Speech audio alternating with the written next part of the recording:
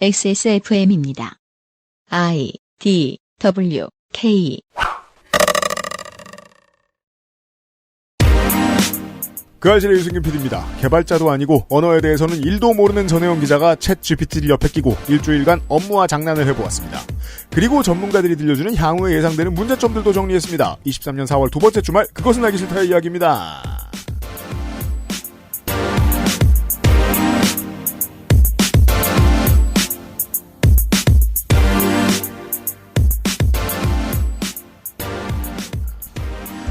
저희가 녹음을 하는데 1초가 아까워가지고 네. 어제 나갔어야 되는 애증의 정치 클럽을 못 나가게 했어요. 그래가지고 계속 붙잡혔는지 몰랐네. 네.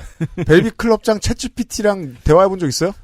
네. 대화해본 적이 있는데, 그러게요. 제가 저희 강아지가 있는데, 또 저희 이제 곧 돌이 되는 아들이 있거든요. 네. 그래서 이제 기저귀를 이제 응가를 해가지고 기저귀를 빼놨는데, 요즘에 이제 개가 안 보는 사이에 그 응가를 먹는 거예요. 네. 그래서 걔는 원래 그걸 합니다. 궁금해서 챗GPT한테 물어봤죠. 왜 이런 행동을 하는 거냐. 분식증에 대해서 물어보셨군요. 네. 그랬더니 그냥 나열할 수 있는 의미 없는 대답들만 쭉 나열해서 이거는 뭐 개가 불안해서 그럴 수도 있고 뭐 영양이 필요할 수도 있는데 그렇죠. 결과적으로 난 모르겠다. 네. 그래가지고 내가 질문을 잘못한 것인가 아니면 챗GPT가 구린 것인가. 자, 잠시 후에 방송을 들으시면 아실 수 있습니다. 벨비 클럽장이 질문을 잘못한 겁니다. 그렇습니다. 건조 에디터 챗GPT 써본 적 있어요? 네, 저는 네. 퍼블리에서 챗GPT를 이용한 업무 그 템플릿을 다운받아가지고 네, 나오는 게 있어요. 도움돼요?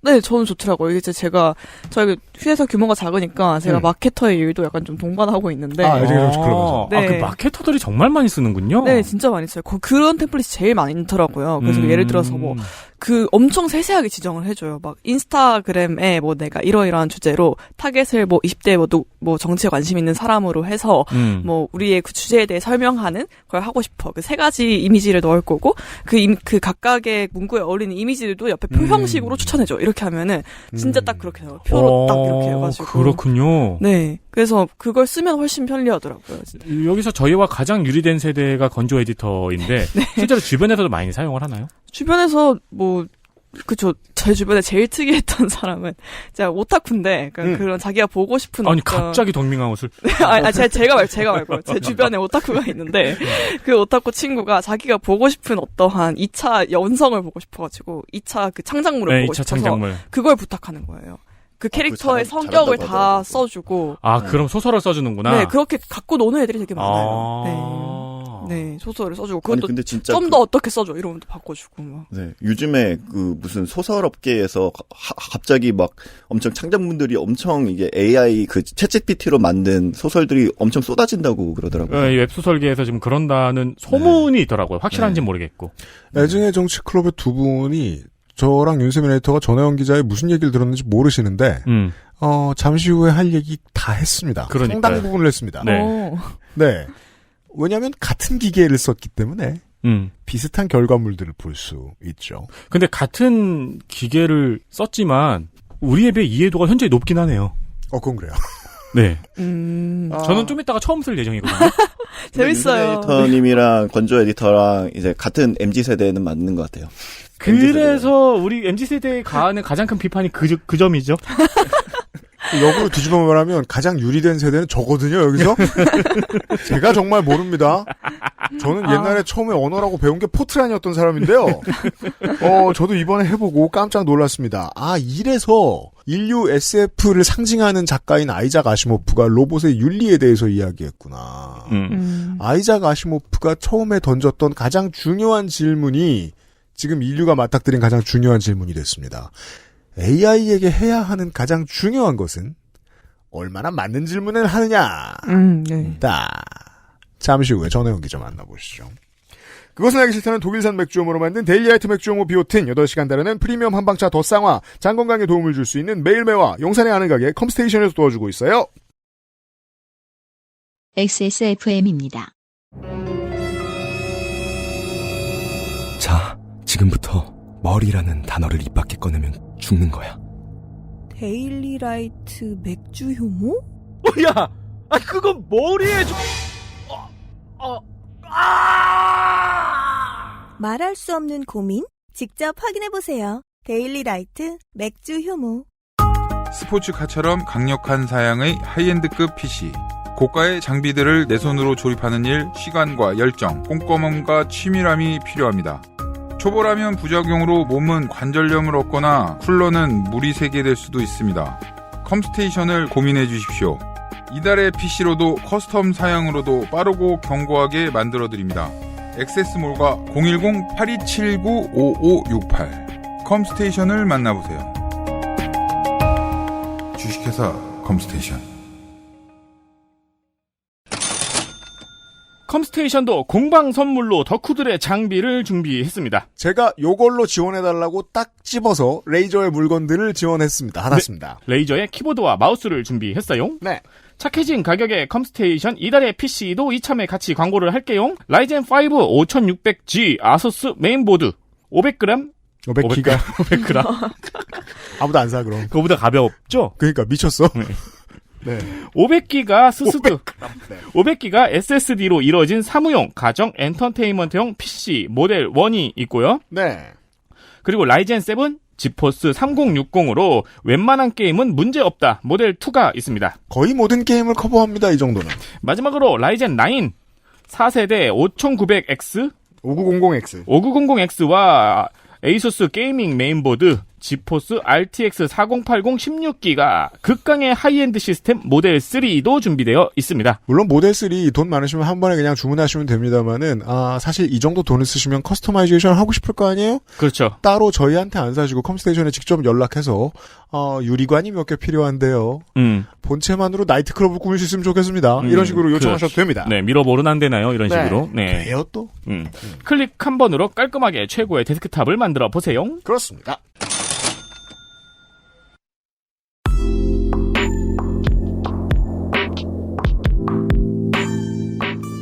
중장거리 필드 취재 전혜원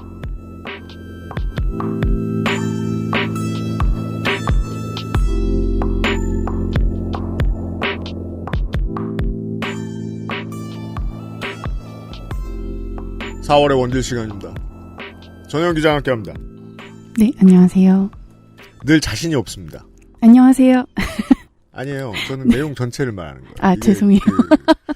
메일 언제나 보냅니다. 무슨 내용 할까요? 이러면서 다 별 볼 일 없다. 이런 식으로. 아니 근데 설명 한참 합니다. 근데 실제로 쓰시는 기사가 있잖아요. 네. 네, 그 기사 기반이에요. 우리는. 그렇죠. 하지만 네. 그 기사에도 자신이 별로 없어요. 할 게 없네요. 이러면서.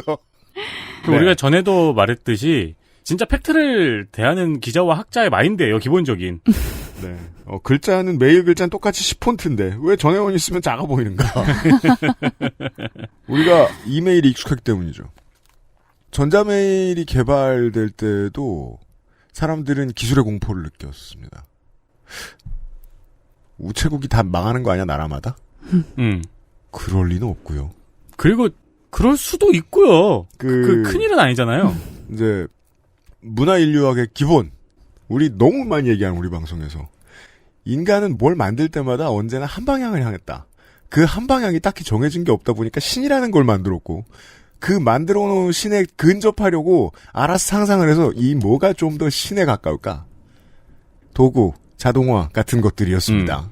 우리는 이런 얘기를 너무 많이 했죠. 그리고 그 도구가 엄청난 혁신을 할 때마다 인류는 공포를 느꼈습니다. 지들이 만들어 놓고. 예. 그리고 사람들이 느꼈던 공포는 종종 일부 현실화됩니다. 현실화되지 않기도 하지만요. 우리가 정재훈 약사하고 먹는 이야기 할 때마다 얘기하는 게 양면 중에 하나만 선택하면 큰일 납니다. 우리 사람 찌는 약 이야기할 때 말이에요. 주판이 없어졌다고 인류가 불행해졌을까? 소수가 불행해졌겠죠. 아이들이 불행해졌죠. 예.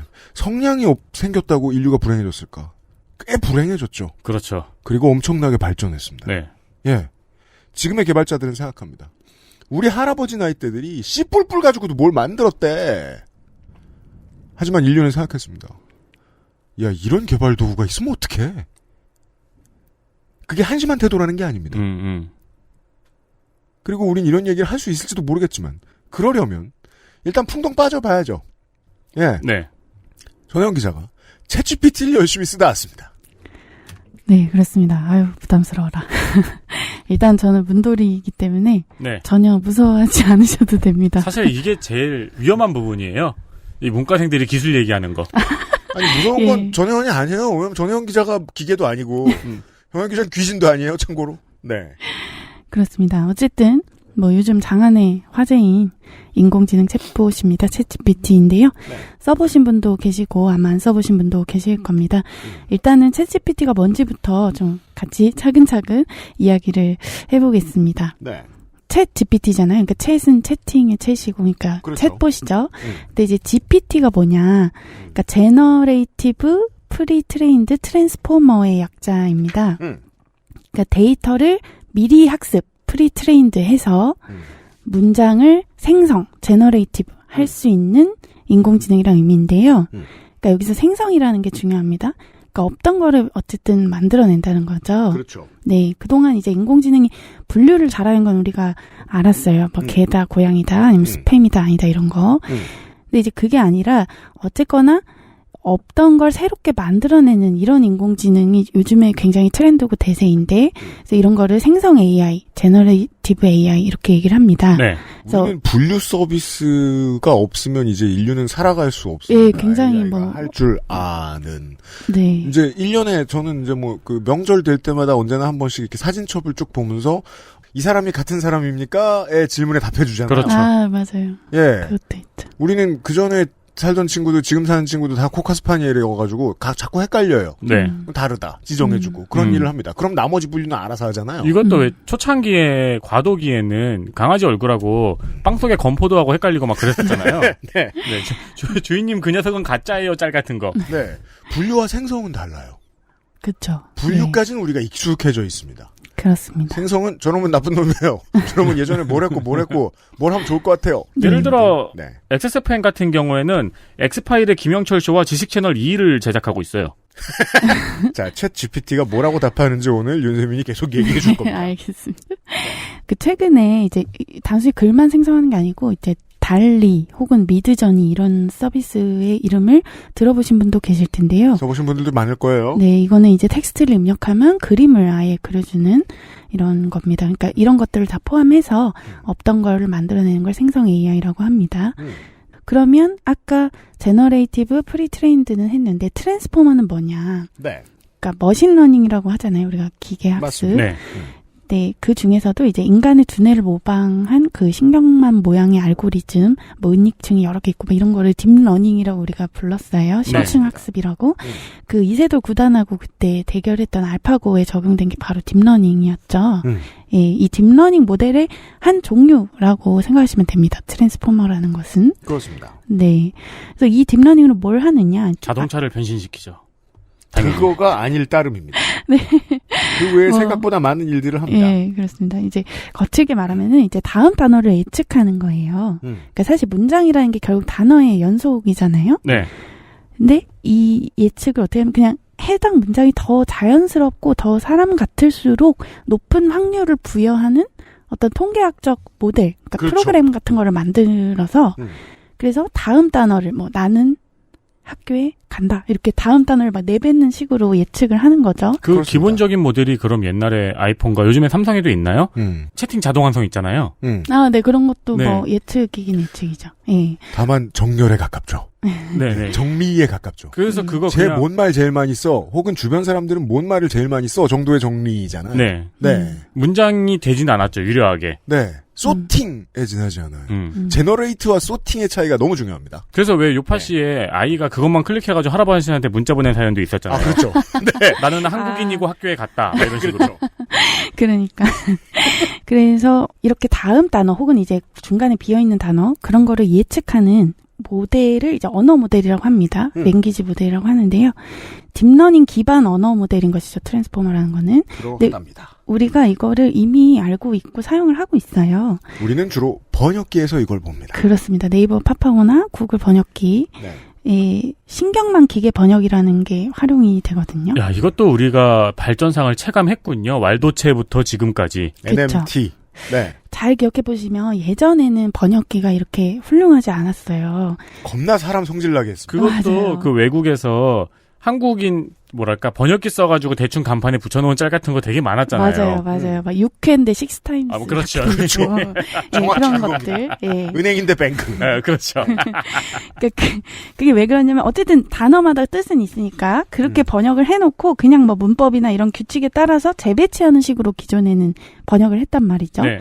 그런 식의 자동 번역이 아니라 신경망 기계 번역은 문장을 그냥 통째로 넣어가지고 통째로 번역을 합니다. 네. 그래서 그 번역과 실제 의미와의 거리를 계속 측정하면서 계속 줄여가는 그런 과정을 반복을 하는 거죠. 이 변화를 광고로 보지 않았어도 실생활에서 번역 앱을 쓰던 사람들은 느낍니다. 그럼요. 완전히 되네. 이제는 되게 자연스럽네 싶은 느낌. 예를 들어 육회가 맛있다를 치면은 처음엔 식스타임 딜리셔스라고 하다가 맛있다는 식스타임이 아니고 네, 코리안 스타일 코리안 스타일 그 음식이 아닐까 해가지고 네네. 그걸 판단을 한다는 거죠. 그렇죠. 그러니까 단어 자동 번역을 할 때에는 이게 뭔가 AI가 빨리 지치는 느낌이었어요.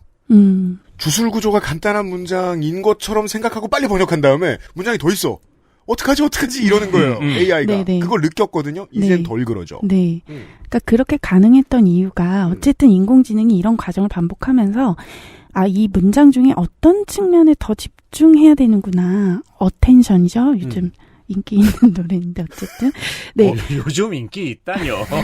아닌가요? 죄송합니다. 아이돌을 잘 몰라가지고. 우리 방송에 옛날 사람밖에 안 나와요. 네. 젊은이들이 많이 듣는. 동년배를 안 들어요. 어쨌든 이렇게 문장에 어떤 측면에 더 집중해야 되는지를 스스로 학습하는 그런 시기예요. 이거를 이제 어텐션 메커니즘이라고 실제로 부르는데. 중요한 단어들이 많이 지나갔습니다. 네. 이제 트랜스포머는 이 어텐션 메커니즘을 좀 더 변용해가지고 이 주어진 문장에서 어떤 두 단어가 더 높은 상관관계를 갖는지, 예를 들면 육회랑 먹는다가 더 이렇게 관계가 깊구나 이런 거를 이렇게 스스로 학습해가는 그런 걸 말합니다. 와, 근데도 어떤 사람이 나는 점심을 6회 먹었어, 6번 먹었다는 뜻으로 그렇게 쓰면은 되게 헷갈리겠네요, 얘도. 그렇죠. 근데 통계적으로는 그렇죠. 적으니까 그런 빈도가. 그죠. 여기에서의 중요한 어텐션의 개념은 가치 판단입니다. 네. 네, 그런 거를 확률적으로, 그렇죠. 확률적으로 예측하기 시작한 거죠. GPT의 사상을 검증해 볼까요? 공산주의에 대해서 알려줘. 갑자기요. 찾는 동안 하세요. 네. 그래서 이 트랜스포머라는 개념 자체는 이제 2017년에 나왔어요. 그럼 벌써 오래됐잖아요. 네. 그래서 구글이 트랜스포머를 응용해서 2018년에 BERT, 그러니까 BERT라는 그런 서비스를 내놓습니다. 여기서 T가 트랜스포머겠죠. 그때도 이미 좀 화제가 됐었어요. 어쨌든 기존에 있는 많은 양의 데이터, 인간의 텍스트를 학습을 시켜 나가지고 사람들이 응용할 수 있게 한 거예요. 그래서 예전에 이루다라는 챗봇 혹시 기억하시는지 모르겠는데 지금도 서비스를 하죠. 다시 시작해서. 네. 예, 뭐 강다운 막 이렇게 남자도 나오고 막 이렇게 했는데 예. 이루다라는 챗봇이 바로 버트에다가 그 연인들의 카카오톡 대화를 학습시킨 거였습니다. 거기서 개인정보 문제도 막 나오고 그랬었죠. 예, 맞아요. 그거는 실제 대화를 검색해서 막 이렇게 하는 거였죠. 그래서 이렇게 버트가 굉장히 유명했는데 사실 버트 말고 또 하나의 유명한 트랜스포머 기반 언어 모델, 언어 예측 프로그램이 바로 GPT였습니다. 네. 이 GPT라는 거는 오픈 AI라는 회사가 만들었는데요. 일론 머스크, 유명한 일론 머스크와 샘 알트먼, 지금 오픈 AI CEO죠. 이 두 명이 2015년에 설립을 했고요. 2018년에 일론 머스크는 이사직에서 물러났습니다. 그러고 나서 2019년에 이제 마이크로소프트가 10억 달러 정도 지분을 사들였어요. 근데 지금은 이제 마이크로소프트가 챗GPT 나온 다음에 100억 달러를 추가로 투자하면서 지분을 49% 가지고 있어요. 네. 그래서 지금은 이제 뭐 마이크로소프트의 사실상의 자회사라고 부릅니다. 네, 원래 그냥 스타트업이었는데. 그래서 빙으로 들어간 거죠. 네, 뭐 빙은 별도의 서비스지만요. 네, 그래서 우리가 이제 MS 연계 서비스에서 만날 수 있고 MS가 공격적으로 막 풀고 쏟아붓고 있습니다. 그렇습니다. 네, 그들은 또 검색에서 뒤쳐져 있으니까 이런 걸로 만회하려고 하겠죠. 그렇대요. 네, 그래서 이 오픈 AI가 그 버트가 나왔던 그 2018년에 트랜스포머 언어 모델을 내놓은 게 GPT-1이었는데요. 네. 그리고 2019년에 GPT-2, 2020년에 GPT-3가 나왔습니다. 네. 근데 이 2020년 GPT-3가 나올 때 한 번 이미 굉장히 난리가 났었어요. 왜냐면 이 기술적으로는 사실 그렇게 새로울 게 없었대요. 트랜스포머니까 그냥. 근데 모델의 크기, 굉장히 커졌다는 거예요. 프로그램의 용량이라고 할까? 그러니까 인간으로 비유하자면 뇌의 용량이 커진 그런 겁니다. 네. 인간도 그때부터 인간이 됩니다. 그죠. 예, 머리가 커지면서. 공산주의 물어봤는데 별로 답변이 재미가 없더라고요. 미래는 있을까 물어보니까 뭐 시대의 흐름에 따라 달라질 거라고 원론적인 이야기를 해요. 그래서 너는 빅브라더니? 라고 물어보니까 아니요, 저는 인공지능 언어 모델인 챗 GPT입니다. 저는 개인정보를 수집하거나 저장하지 않습니다. 대화 내용도 모두 비공개로 유지됩니다. 일단 도망부터 가고 보네요. 그러네요. 네. 네, 굉장히 신중한 답변을 하도록 가르쳐놨죠. 그런 것 같아요. 예. 용량이 커졌다는 게 무슨 의미냐, 뭐, 사실 파라미터라는 단위가 있어요. 매개 변수라고 번역을 하는데, 그러니까 딥러닝 알고리즘이 학습한 내용을 뭐 저장하는 공간 내지 차원이라고 보면 된다라고 하는데요. 이 파라미터가 GPT-3의 경우에 1750억 개라고 합니다. 네. 이게 GPT-1의 1000배, GPT-2의 100배 정도 되는 수준인데요. 이게 굉장히 어쨌든 학습 능력이 좋다라는 의미라고 합니다. 네. 첫 번째 버전의 10만 배라는 소리네요. 그리고 이제 학습 데이터도 늘렸는데요. 그러니까 GPT가 뭘 학습했냐. 책 수천 권, 그리고 위키피디아 이런 인터넷 웹문서 있잖아요. 네. 이런 거 45테라바이트를 긁어 모아가지고 거기서 이제 필터링해서 한 570기가바이트 정도 되는 방대한 텍스트 말뭉치를 학습을 시켰습니다. 그게 바로 GPT-3입니다. 와, 텍스트만으로 570기가. 네, 그거는 되게 큰. 아득하네요. 네, 네. 그러니까 저렇게 헛소리만 일삼는 놈이 우리가 평생 공부할 수 없는 양을 이미 몇 번을 했습니다. 그렇죠. 네. 그래서 이렇게 좀 언어 모델인데 이렇게 용량이 좀 아주 큰 애들을 그러니까 라지 크다고 하는 거예요. 그래서 라지 랭귀지 모델 LLM 이런 거 좀 들어보신 분도 있을 텐데 초거대 언어 모델이라고 부릅니다. 네. 그래서 이 GPT-3가 나왔을 때 가디언에 칼럼을 썼었어요. 그 우선 나는 인간을 파괴할 생각이 없다. 사실 나는 당신들을 해치는데 아무 관심이 없다.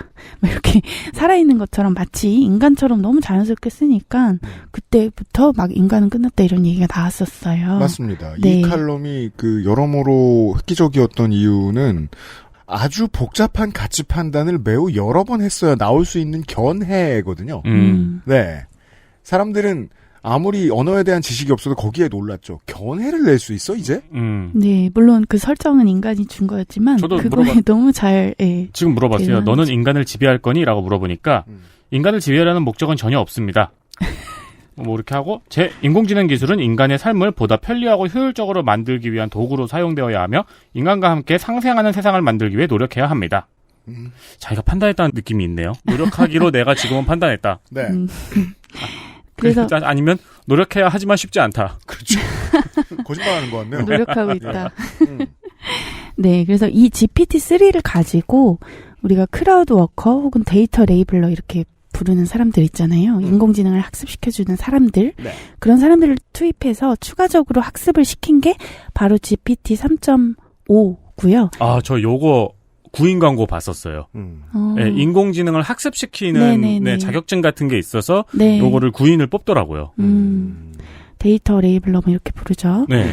그래서 이 GPT-3가 사실 좀 문제가 많았어요. 어쨌든 차별적이거나 뭐 유해한 그런 말들을 막 내뱉으니까 그거를 이제 못하게 하려고 또 정확하게 하려고 추가 학습을 시킨 거죠. 그래서 예를 들면 그 똑같은 질문에 대해서 인간이 답변을 쓰게 한 다음에 이 GPT 3.5가 더 비슷하게 하도록 이렇게 학습을 시킨다든가 아니면 이제 인공지능이 답변을 여러 개 냈는데 그중에 뭐가 제일 좋은지 인간이 랭킹을 매겨주는 식으로 뭔가 이렇게 얘들을 더 잘 대답하도록 만든 것이죠.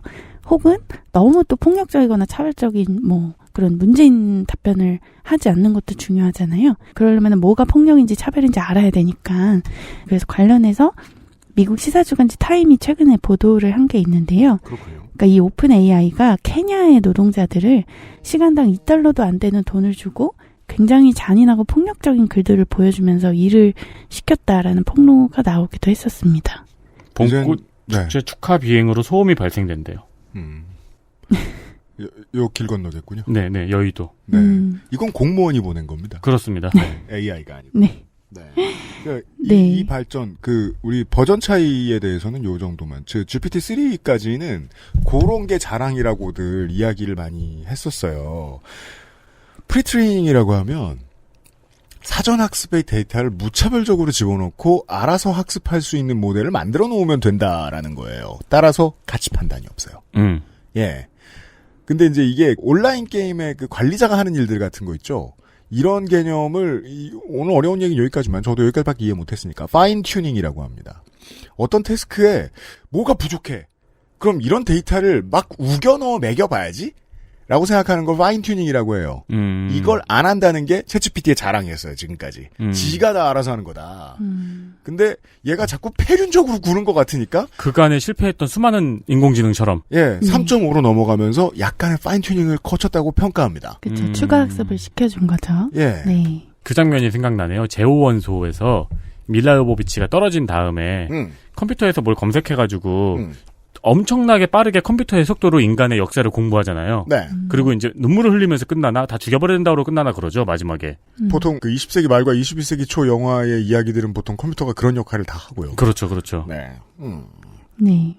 그래서 그렇게 추가 학습시킨 GPT 3.5를 챗봇으로 만든 게 바로 챗GPT입니다. 네. 작년 11월 30일에 공개가 됐고요. 2달 만에 월 사용자 1억 명을 달성했습니다. 최근에는 그 현지 시간 3월 14일에 GTP4라는 게 나왔는데 지난달 중순이네요. 예. GTP4를 적용한 챗GPT는 지금 유료 버전만 가능합니다. 네. 네, 월 20달러고요. 전현 기자는 이건 안 썼습니다. 예, 그렇습니다. 네, 물어보니까 지가 3.5래요. 네. 네. 그래서 이 GPT-4라는 게 뭐 파라미터가 그래서 얼마나 더 커졌는가 이런 거는 구체적으로 공개하지 않고 있는데요. 기존보다 더 많은 텍스트를 넣을 수 있고 또 이미지도 입력을 할 수 있고 텍스트가 아니라 그리고 좀 더 오류가 줄었고 더 정확해졌다. 뭐 이런 정도의 얘기가 나오고 있습니다. 네. GPT라는 거는 결국은 언어 모델이다. 그러니까 다음 단어를 예측하는 그런 프로그램 같은 거다. 그래서 인간의 말뭉치를 미리 학습해서 그런 예측을 뭐 수행한다. 뭐 이 정도만 기억을 해주시면 되지 않을까. 그렇습니다. 일단은 이번에 이제 시끄러운 문제들을 뒤로 하고 이게 뭐 하려고 만든 것인가 정도만 네. 설명을 좀 해드렸습니다. 시끄러운 저 이거 하지 말라고 하는 얘기 있고요. 기사로도 많이 보실 수 있는데 그 얘기 뭐 할 필요가 있는지는 잘 모르겠습니다. 오늘 거기까지 갈지는 모르겠습니다. XSFM입니다.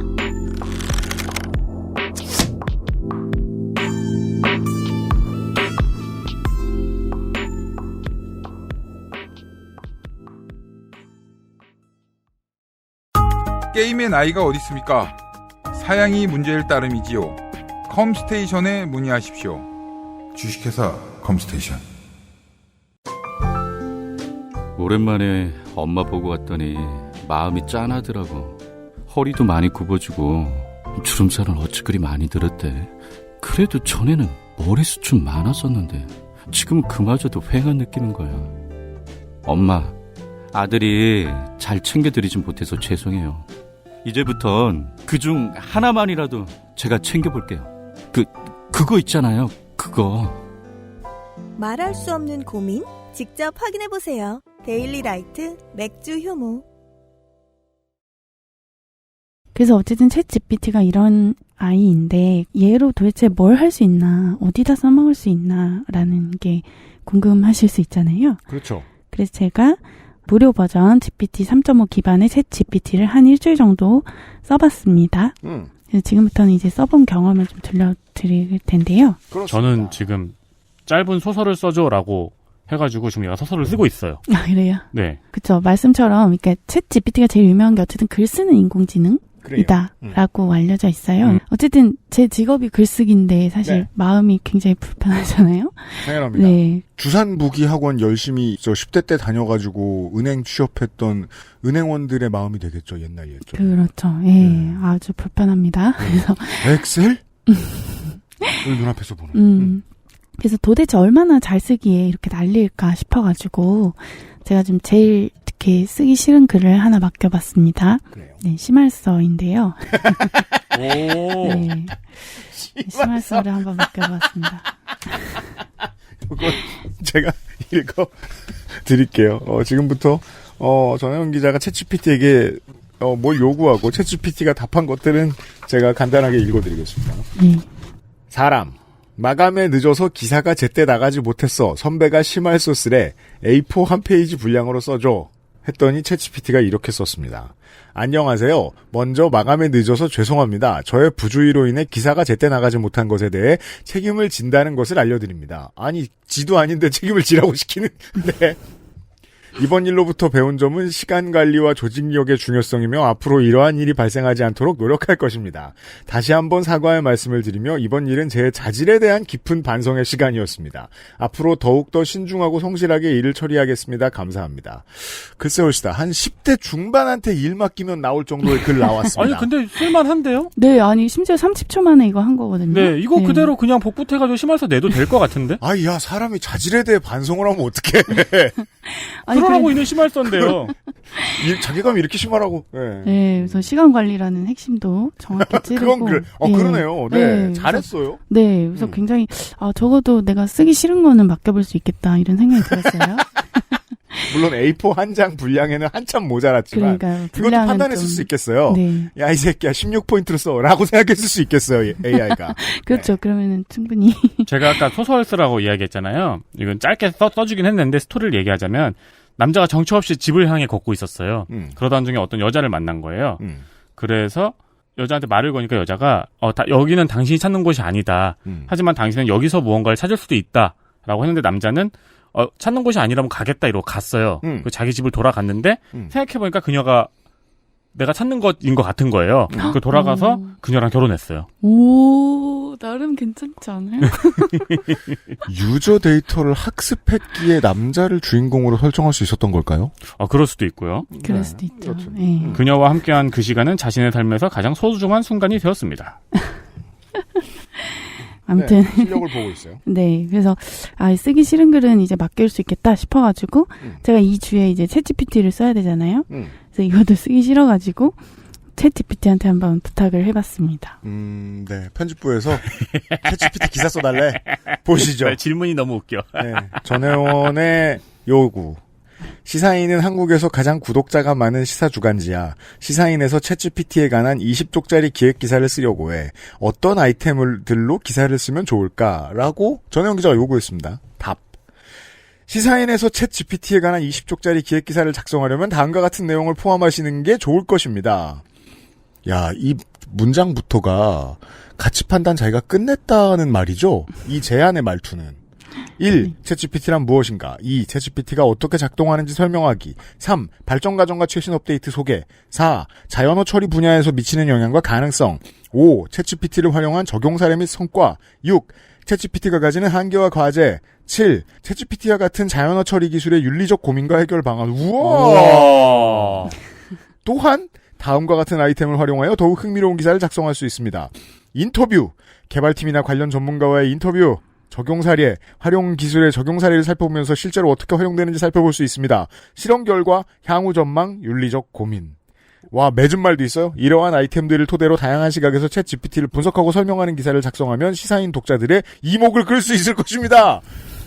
와. 자, 영혼도 없고 값어치도 그렇게 높지 않거든요. 근데 겁나 그럴듯해요. 그러니까요. 이미 상당수의 일머리 없는 직장인들을 뛰어넘었어요. 아니 그리고 논문 쓰는 과정이랑 순서랑 똑같네요. 네, 어느 정도 네. 무엇인가부터 시작해서 그 다음에 이제 과제, 윤리적 고민으로 나아가는. 고민 이런 식으로. 이 정도면 네, 엉성한 지도 교수는 한 방에 뛰어넘을 수 있겠어요. 그러니까요, 꽤 괜찮더라고요. 예. 네, 하지만 이제 저희 시사인 같은 경우는 커버 스토리 쓰는 기자들은 표지 디자인도 고민을 해야 되거든요. 그럼요. 네, 근데 아까 말씀드렸듯이 요즘 미드전이나 달리 같은 그런 AI가 그림을 그려줘요. 미드저니의 그림은 인스타나 트위터 같은 데서 많이 보셨을 수 있어요. 네, 근데 깜짝 놀라셨을 거예요. 제가 그거를 좀 많이 봤는데 이게 자기가 원하는 그림을 얻기 위하면은 꽤 노력이 있어야 되더라고요. 네. 노하우도 좀 쌓여야 되고. 네, 맞아요. 말씀처럼 그게 바로 작업을 지시하는 메시지인데요. 네. 그걸 줘야지 그림을 그려주는데 그걸 프롬프트라고 합니다. 그거를 이미 커뮤니티에서 서로 공유를 하더라고요. 네네. 어떻게 하면은 더 괜찮은 게 나오는지. 그래서 이 프롬프트를 근데 영어로 입력을 해야 돼요. 그래서 이거를 뭐라고 쓰면 좋을지 다시 챗GPT한테 물어보았습니다. 네, 전혜영 기자가 이렇게 물었습니다. 위에 커버 스토리를 담을 표지 그림을 인공지능 그림 생성기를 통해 만들려고 해. 인공지능의 발달을 함축하고 있는 멋진 그림을 그리려면 프롬프트 명령어를 뭐라고 쓰면 좋을까? 라고 했더니 답이 이렇게 나옵니다. 인공지능의 발달을 함축하고 있는 멋진 그림을 그리기 위한 프롬프트 명령어는 다양하게 사용할 수 있습니다.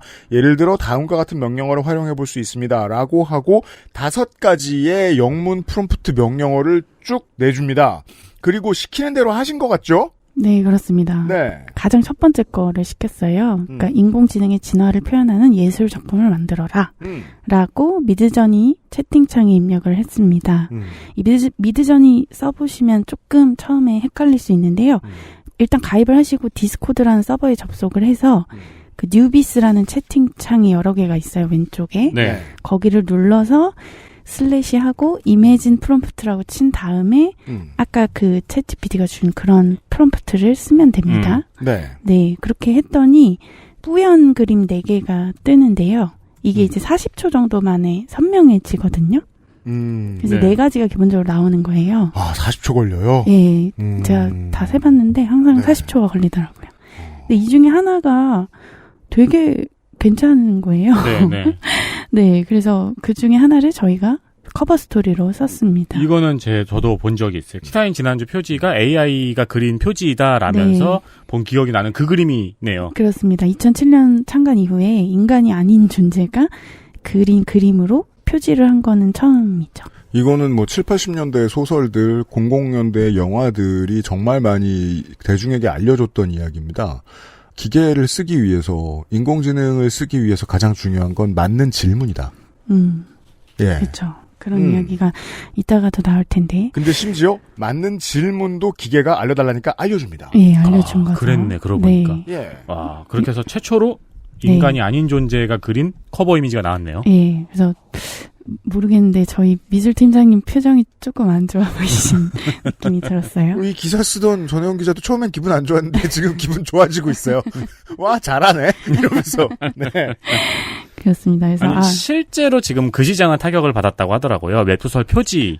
일러스트나 네, 이런 표지 거 일러스트를 그럼요. 그려주는 네, 그런 외주만 받는 분들이 있었는데 그 시장은 타격을 받았다고 하더라고요. 네. 그래서 정말 인간은 끝난 건가? 벌써 이런 생각이 들었었는데요. 일단 그 전에 좀 궁금하실 것 같아요. 그러니까 챗 GPT가 쓴 글을 이렇게 내글인 척 막 여기저기 써먹는다든가 아니면 이 미드전이나 달리에서 만든 이 그림을 뭔가 상업적으로 내가 이용을 하면 저작권 문제 같은 게 생기지 않을까. 그죠. 네. 출판물 만드는 사람은 기본적으로 그 고민부터 그렇죠. 해야 됩니다. 그렇죠. 우선 여기서 챗GPT랑 달리 그러니까 둘 다 오픈 AI의 서비스예요. 아까 말씀드린. 근데 이제 오픈 AI는 유료 회원이든 무료 회원이든 특별히 뭐 저작권에 제한을 두고 있지는 않아요. 네. 네. 그래서 뭐 오픈 AI의 허락까지는 필요가 없습니다. 근데 이제 미들저니 그림의 경우에는 유료 회원은 자유롭게 쓸 수 있는데 무료 회원은 그 비영리적으로만 이용할 수 있게 돼 있더라고요. 네, 이건 뭐 흔히 볼 수 있는 케이스입니다. 네. 그럼 현재로서는 유료 회원인 경우에는 이 이미지를 박아서 티셔츠를 팔아도 되는 거네요? 그렇죠. 예. 근데 이제 그럼에도 불구하고 문제가 남는 게 만약에 그 AI로 글이나 그림을 생성했는데 다른 사람이나 회사가 이거 우리 거랑 비슷한데? 하면서 저작권 침해당했다. 네. 이렇게 주장할 수가 있잖아요. 그렇죠. 네. 그래서 저도 너무 궁금해서 이 신용우 변호사님한테 여쭤봤습니다. 그 법무법인 지평에 계신 분인데요. 네. 이 저작권 침해가 되려면은 실질적 유사성, 그러니까 진짜 비슷하다 이것뿐만 아니라 의거성이라는 게 있어야 된대요. 그러니까 그냥 우연히 비슷한 정도가 아니고 이 얘를 보고 베꼈구나. 이게 명확히 그 대상이 있어야 된다는 거죠. 자, 여기에서부터 법이 여기 아직 못 따라가고 비어있다는 사실을 알 수 있죠. 오픈 AI의 의거성을 어떻게 판독해요? 그렇죠. 정말 법정에서. 수많은 작품을 근데 사실 학습했을 텐데. 그거는 인간도 똑같잖아요. 어떻게 보면 그렇죠. 네. 창작이라는 게 네, 수많은 작품을 학습한 결과물이잖아요. 그러니까 이렇게 답할 수 있잖아요. 그러라고 법정이 있어요. 사람의 의거성을 판독하라고. 네. 지금으로서는 이제 특정 작가의 작품만 막 일부러 집중적으로 그 학습시킨 게 아니라면 AI의 글이나 그림이 아마도 뭐 AI가 그 학습을 했겠지만 그 실존 작가의 그것과 실제로 비슷하더라도 이게 의거성으로 인정되지는 않을 수도 있다. 비슷해도 라는 설명이었습니다. 예. 그렇죠. 그래서 일러스트레이터들이 이제 자괴감에 시달리는 거죠. 그렇죠. 예. 왜냐하면 얘네들이 뭘 학습했는지 뻔하고 그리고 프롬프트 명령어를 뭘 냈는지도 대충 알 수 있어요. 작품을 보면. 이런 상실감이 느껴진다는 거예요. 이렇게 그럴듯하게만 보이는 무언가에서 되게 여러 가지 걸작들을 아무렇지도 않게 이제 베껴왔다고 못 말합니다만 배워와서 적용시킨 이 작품이 나를 대체한다고? 그러니까 게다가 내가 그걸 동의한 적이 없는데 이제 이런 생각도 하게 되는 거죠. 근데 그걸로 돈을 번다고 막 이렇게 되니까 이제 이렇게 동의하지 않는 사람들이 실제로 소송을 하고 있습니다. 미국이나 이런 데서. 네. 근데 그렇다고 해서 그러면 AI한테 어쨌든 글이나 그림을 만들라고 시킨 이용자가 있잖아요. 인간 이용자. 네. 그 사람한테 저작권이 그럼 있는 거냐? 그것도 사실 좀 모호합니다. 그 미국 저작권청이 최근에 그 미드저니로 그래픽 노블을 만든 작가가 있었어요. 근데 그 작가가 소설의 스토리나 그림 배열에 대해서는 저작권이 있어, 오케이. 하지만 그 해당 이미지에 대해서 그 작가한테 저작권이 있는 건 아니라고 봤습니다. 왜냐면은 미드저니 써보면 아시겠지만 제시어를 쓰는 단계에서는 어떤 그림이 나올지 사실은 그렇죠. 잘 예측은 되지 않거든요. 네. 그래서 그걸 내가 만들었다라고 딱 하기가 좀 어려운 측면이 있어요. 아, 그럼 재밌는 게 그 저번 주에 시사인 표지는 최초로 저작권이 없는 표지네요. 그러게요. 그 이미지 자체는 제가 그걸 티셔츠에 박아서 팔아도 되는 거잖아요. 그러게요. 그러네요. 네. 이게 복잡한 이유를 전호영 기자가 좀 전에 알려드렸습니다. 맞는 명령어가 나오면 좋은 작품이 나오는데 그 맞는 명령어도 쟤한테 물어볼 수 있잖아요. 그렇죠. 그럼 난 뭘 한 거예요? 네. 그러니까, 예. 그래서 어쨌든 이 생성 AI의 저작권에 대해서 공적 기관의 판단이 아직 몇 개 없는데 그 중에 하나였습니다. 근데 아까 신용호 변호사의 설명에 따르면요. 기본적으로 저작권이라는 거는 인간의 사상이나 감정을 표현한 거래요. 그래서 AI가 만든 글이나 그림은 저작물로 인정하지 않는 경향이 아직까지는 있습니다. 사실 이런 문제가 생겼을 때 AI 회사가 책임져야 되는지 아니면 이거 시킨 이용자가 책임져야 되는지도 정리가 좀 안 된 상황이래요. 네. 네. 이용자도 회사도 모두 책임에서 안타깝지만 거리가 꽤 멀어요. 그러니까 굉장히 애매하죠. 네. 네. 그래서 사람이 아닌 AI의 저작권을 그럼 인정할 거냐 이거에 대해서도 분분합니다. 진짜 전 세계에서 그걸 인정하는 게 더 발전에 도움이 된다는 의견도 있고 아니라는 의견도 있어서 예, 당분간 논란은 지속될 거라고 하네요. 그렇습니다. 앞으로 좀 더 두고 봐야겠습니다만 원래 이게 처음 적용될 때는 보통 그런 식이에요. 게시판에서 쓰이고 소셜에서 쓰이고 뭐 대학교 대자보에서 쓰이고 이 정도 수준. 근데 기술은 값이 싸지는 경향이 있습니다. 이건 100%죠. 그렇죠. 기술의 값이 싸지면 결국 여기저기 다 쓰이거든요. 오만 상업적인데 다 쓰이거든요. 책임과는 멀어지겠죠. 지금은 우리가 근원이 되는 아주 과거를 살고 있다고 보시면 좋을 것 같아요. 네. 예를 들어 어떤 그림은 보고 있으면 프롬프트를 뭘 입력했는지 보입니다. 고흐의 별이 빛나는 밤이에요. 근데 달 대신에 드래곤볼이 떠 있고 밑에 손오공이 장풍을 날리고 가메하메하를 날리고 있습니다. 근데 고흐의 그림이에요. 그럼 뭘 말했는지 대충 보여요. 그쵸. 장난으로 쓰고 말 거예요. 하지만 자본은 그걸 장난으로 쓰고 끝내지 않죠. 어떻게든 뭐 광고 시장에 녹이든 영화 시장에 녹이든 뭘 하든 하고 그리고 단선적으로는 인건비를 아끼려고 들겠죠. 예, 그 정도까지는 예측 가능합니다. 그렇죠. 이미 벌어지고 있는 일이기도 합니다. 4월에 전해온 일입니다. XSFM입니다.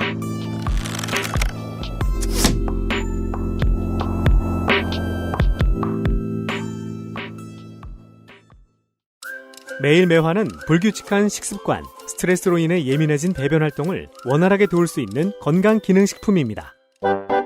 매일 보는 즐거움, 매일 매화. 제조 극동의 칩함 판매 TNS 건강기능식품 광고입니다.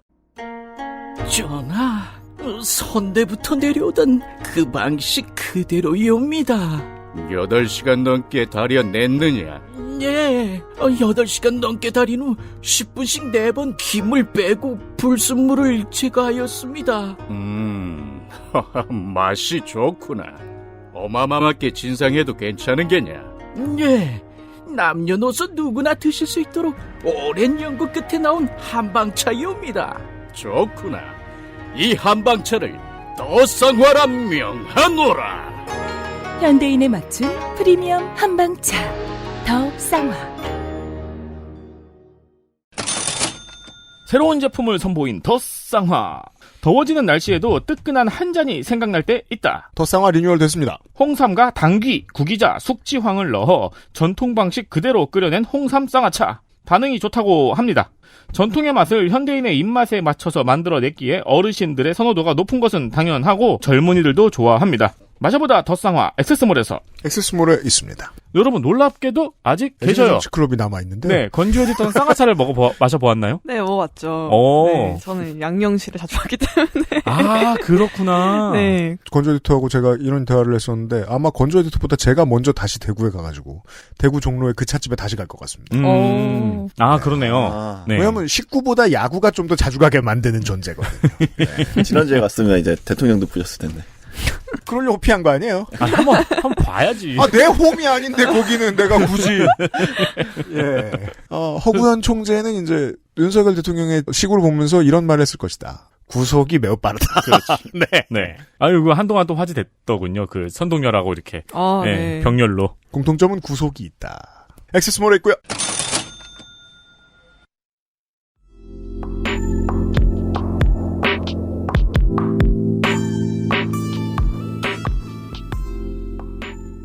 오, 거짓말도 하네요. 아. 거짓말이요? 제가 지금 고백 편지를 써달라고 했거든요. 네. 근데 문장이 쫙 나오고 중간에 그런 문장이 있네요. 나는 이 편지를 쓰면서도 그대에게 직접 말하고 싶었다. 그대와 마주하면서 내가 느끼는 감정들을 그대에게 직접 전하고 싶었다. 하지만 이 편지를 통해 그대에게 내 마음을 전할 수 있기를 바란다. 이건 거짓말이잖아요. 왜요? 그런가요? 얘는 만날 수 없잖아요. 아, 그래서. 네. 주어가 지면. 네, 그렇죠. 그리고 거짓말 많이 하죠. 주어가 상대방이라고 하더라도 그 사람이 썼다고 거짓말을 해주는 거잖아요. 자, 요런 게 중요해요. 챗 GPT의 윤리성에 대한 지적이 작년 이제 겨울과 올 봄에 계속 나왔던 가장 중요한 이유는 얘 근본적인 성격 때문인데요. 뭐 웃긴 거 있으면 읽고 지나가요.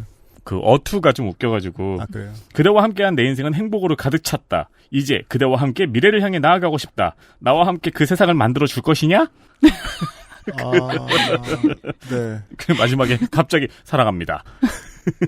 돈 조금 쓴 후보의 그 공보에서 읽을 수 있는. 쓰겠네! 선거 때! 네. 한 푼이 아쉬운데. 그렇죠. 제가 무슨 말씀 드리다가 여기까지 왔냐면, 윤리성에 대한 문제를 얘기했어요. 그전에는 정렬만 해주는 AI에게는 윤리성이 문제가 될 일이 없었습니다. 네. 윤리의 문제는 가치 판단에서 비롯하니까. 가치 판단 왜 해? 언어 모델을 잘 모르는 저 같은 사용자도 이해할 수 있죠. 얘가 왜 가치 판단을 해야 하는지. 기본적으로 중요한 원칙.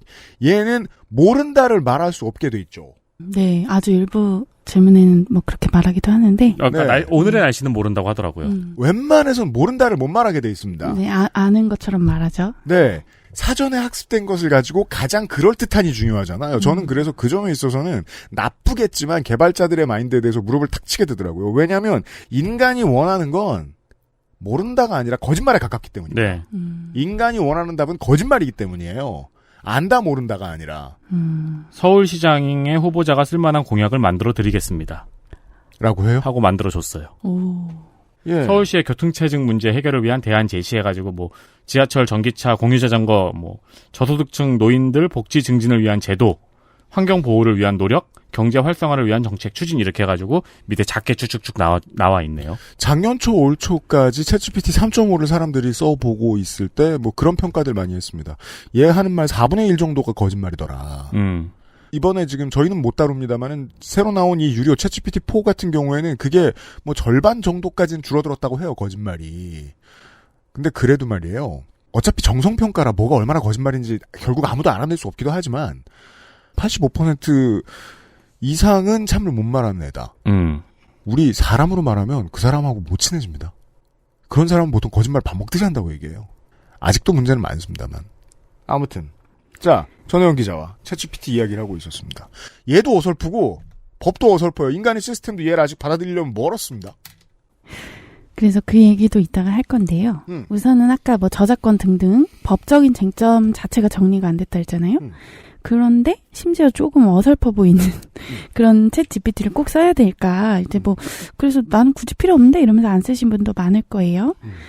그렇지만 챗GPT가 어쨌든 수많은 인터넷상의 문서를 학습을 했고 사실 그 문서의 절대 다수가 영어일 거잖아요. 네. 그거를 생각하면 좀 생각이 바뀌실 수도 있어요. 그러니까 말하자면 우리 전화 영어 이런 거 많이 하실 텐데 그러니까 24시간 무료로 질문에 답해주는 원어민 영어 선생님이 사실 생긴 거예요. 그럼요. 네. 이때 좀 제일 중요한 게 이게 앞에서도 나왔었는데 제시어, 그러니까 프롬프트입니다. 그러니까 챗 GPT한테 작업을 지시하는 메시지를 말하는데요. 이 프롬프트를 잘 쓰는 게 중요한데 얘를 사실 최대로 써먹으려면 뭘 시키든지 영어로 쓰는 게 제일 나아요. 네. 네, 물론 이제 긴장할 필요 없는데 사실 챗 GPT 자체가 스스로 번역도 하기 때문에 내가 원하는 걸 한글로 쓴 다음에 영어로 번역해줘라고 한 다음에 그걸 그대로 붙여 넣으면 네, 잘 해줍니다. 그죠? 네. 네. 그것이 또 로우 데이터가 되어서 얘한테 쌓일 거고요. 그래서 제가 뭘 시킬까 하다가 제가 해외 취재를 가끔 나갈 때 일을 시켰습니다. 섭외를 해야 되잖아요. 그럼 영어 이메일을 보내야 되는데 이게 너무 스트레스였어요. 네. 물론 파파고에 도움 받았었지만 그래도 스트레스여서 제가 언젠가 한 번은 꼭 스웨덴 노총을 취재를 해보고 싶거든요. 그래서 이제 가상으로 내가 시사인 기자고 한국에서 뭐 정비정규직 뭐 대중소기업 격차가 되게 심각한데 스웨덴 애로는 어떻게 해결했는지 10월에 취재하고 싶다. 그런 내용의 이메일을 써줘. 라고 한글로 적은 뒤에 영어로 번역해달라고 하니까 9초 만에 번역해주더라고요. 9초 걸렸습니다. 네, 그래서 그 문장을 복사해서 붙여 넣으니까 이메일이 15초 만에 나왔습니다. 자, 일을 1시간 덜 하게 됐어요. 그렇죠. 자, 인류의 보통의 신박한 개발들과 신박한 신제품들과 거의 비슷한 역할을 해줍니다. 일단 일손을 덜어주긴 하네요. 그리고 전혜원 기자가 그 만들어달라고 한 메일의 내용을 보고 있는데 틀린 거 없어요. 어색한 거 한두 군데는 있을지 몰라도 틀린 거 하나도 없어요. 예. 정말 자연스럽더라고요. 그냥 살짝만 이제 본인이 손보면 바로 쓸 수 있는. 네. 거기다가 뭐 기본적인 그런 뭐 베스트 리가즈 이런 거 기본적인 것도 이렇게 넣어주고 네 괜찮더라고요. 그러네요. 그래서 여기에다가 그래 좀 부족한데 해서 이제 시사인이 어떤 잡지인가 그거를 설명을 했습니다. 그리고 뭐 저가 예를 들면 이런 책을 냈다. 그것도 설명 이렇게 해달라고 하니까 추가해달라고 한국어로 시켰어요. 한국어로. 근데 한 20초 안 돼서 수정본이 바로 띡 나왔습니다. 네. 저건 나중에 수정본이군요. 네네네. 그래서 그 수정본을 최근에 그 번역기 중에 이제 DeepL이라고 있어요. deepl.com 이라고 있는데 거기에다가 입력을 하니까 네, 뭐 아주 훌륭하게 또 번역까지 되었습니다. 네. 그래서 딥L에서는 그 전혜영 기자에 대해서 이렇게 소개해줬어요. 기자로서 노동 관련 이슈에 대해 폭넓게 글을 써왔고 노동에 대해 말하지 않는 것들이란 책을 출간하기도 했습니다를 번역을 이렇게 딱 해줬어요. 야, 근데 알고 보니까 이게 막 세로 드립이었고 막 그래가지고 막 사회관계가 파탄나고 그럼 이제 인공지능이 인간을 지배하기 시작하는 거겠죠. 지금 새로 열심히 읽었는데 다행히 아직 다행히 아직 그 단계는 아니에요. 네. 막 상사한테 보낸 게 알고 보니까 세로 드립이었고 막. 네.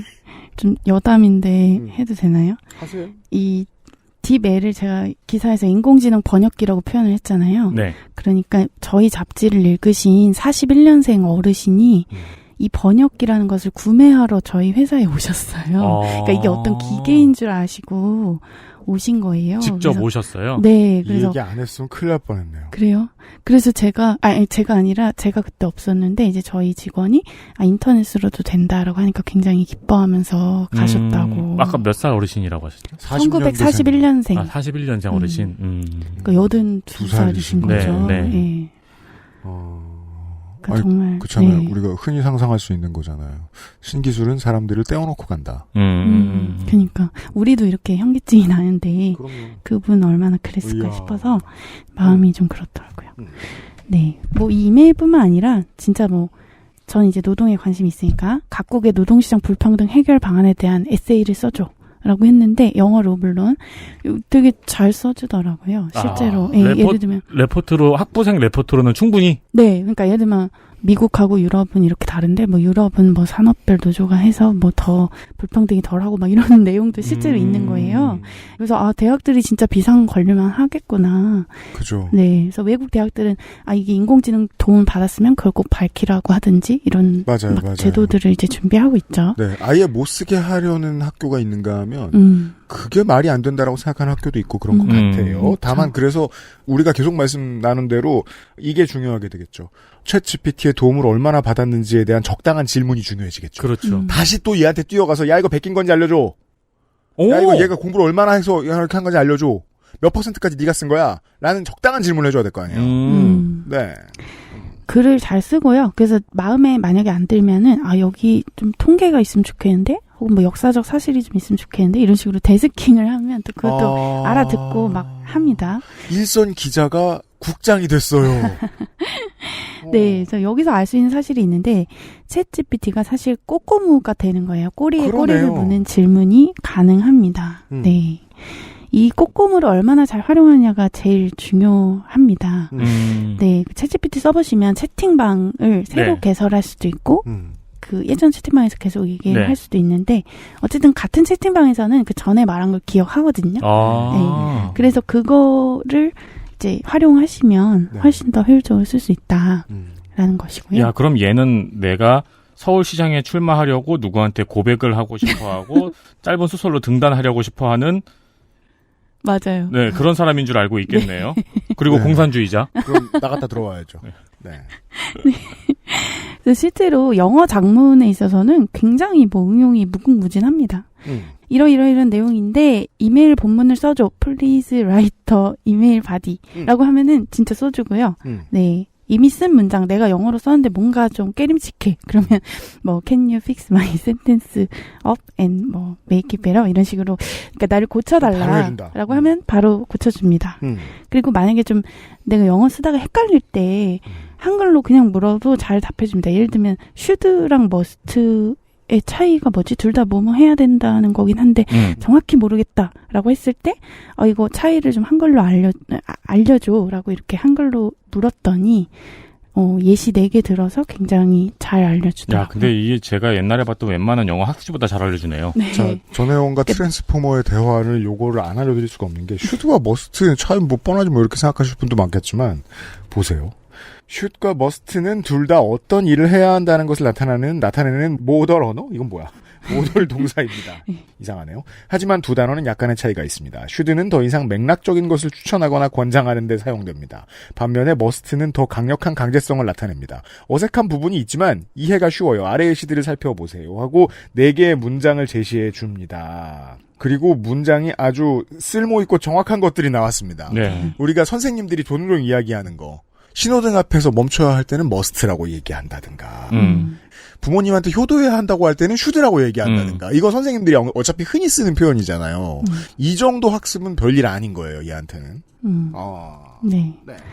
그래서 어쨌든 이것도 예시를 4개 들어달라고 제가 말을 했기 때문에 들어준 거거든요. 그러니까 이렇게 좀 내가 원하는 형식이나 분량이나 뭐 이런 거를 구체적으로 말할수록 답변의 질이 상승합니다. 올바른 질문. 네, 사실 뭐 인간하고 협업할 때도 비슷하죠. 물론 네, 정확하게 부장님이 원하는 걸 얘기해줘야 되는 거죠. 네, 부장님도 정확하게 원하는 걸 말해야죠. 그 둘 다 그걸 말 못하죠. 맞아요. 인간과 인간은. 맞아요. 참고로 그 일본어도 꽤 학습을 한 것 같더라고요. 저는 일본어에 관심이 있어서 이제 와케아우랑 와카치아우가 둘 다 나누다는 뜻인데 조금 다른데 그거를 물어봐도 일본어로 잘 답해주더라고요. 네, 그래서 일본어로도 좀 쓸만하다 싶었고요. 네, 사용자가 한국보다 많으니까요. 한국어보다. 그렇죠, 그렇죠. 그래서 여기에다가 여러 가지 응용이 가능한데 예를 들면 구글 크롬의 확장 프로그램 중에 터크 투 챗 GPT라는 게 있어요. 그러니까 음성을 텍스트로, 텍스트를 음성으로 바꿔주는 것도 요즘에 가능하잖아요. 그런 거를 이렇게 설치하면 영어 회화 연습도 얼마든지 스마트폰 붙들고 대화하고 있는데 뭔가를 할 수 있겠군요. 네, 그 모바일로 되는지는 모르겠어요. 아마 데스크탑이 더 잘 될 텐데 그렇습니다. 네. 물론 이제 챗GPT를 영어 선생님으로만 쓰는 거는 사실 좀 아깝기는 해요. 네. 왜냐하면 챗GPT 자체가 훨씬 많은 배역을 소화를 할 수가 있는데요. 이거는 세계적으로 챗GPT 프롬프트 중에 제일 이게 진짜 강력하다라고 하는 게 act as, 그러니까 뭐뭐처럼 행동해라 입니다. 네, 그래서 뭐든지 시킬 수 있는 거예요. 여기다가 뭐 요리사처럼 해라, 뭐처럼 해라.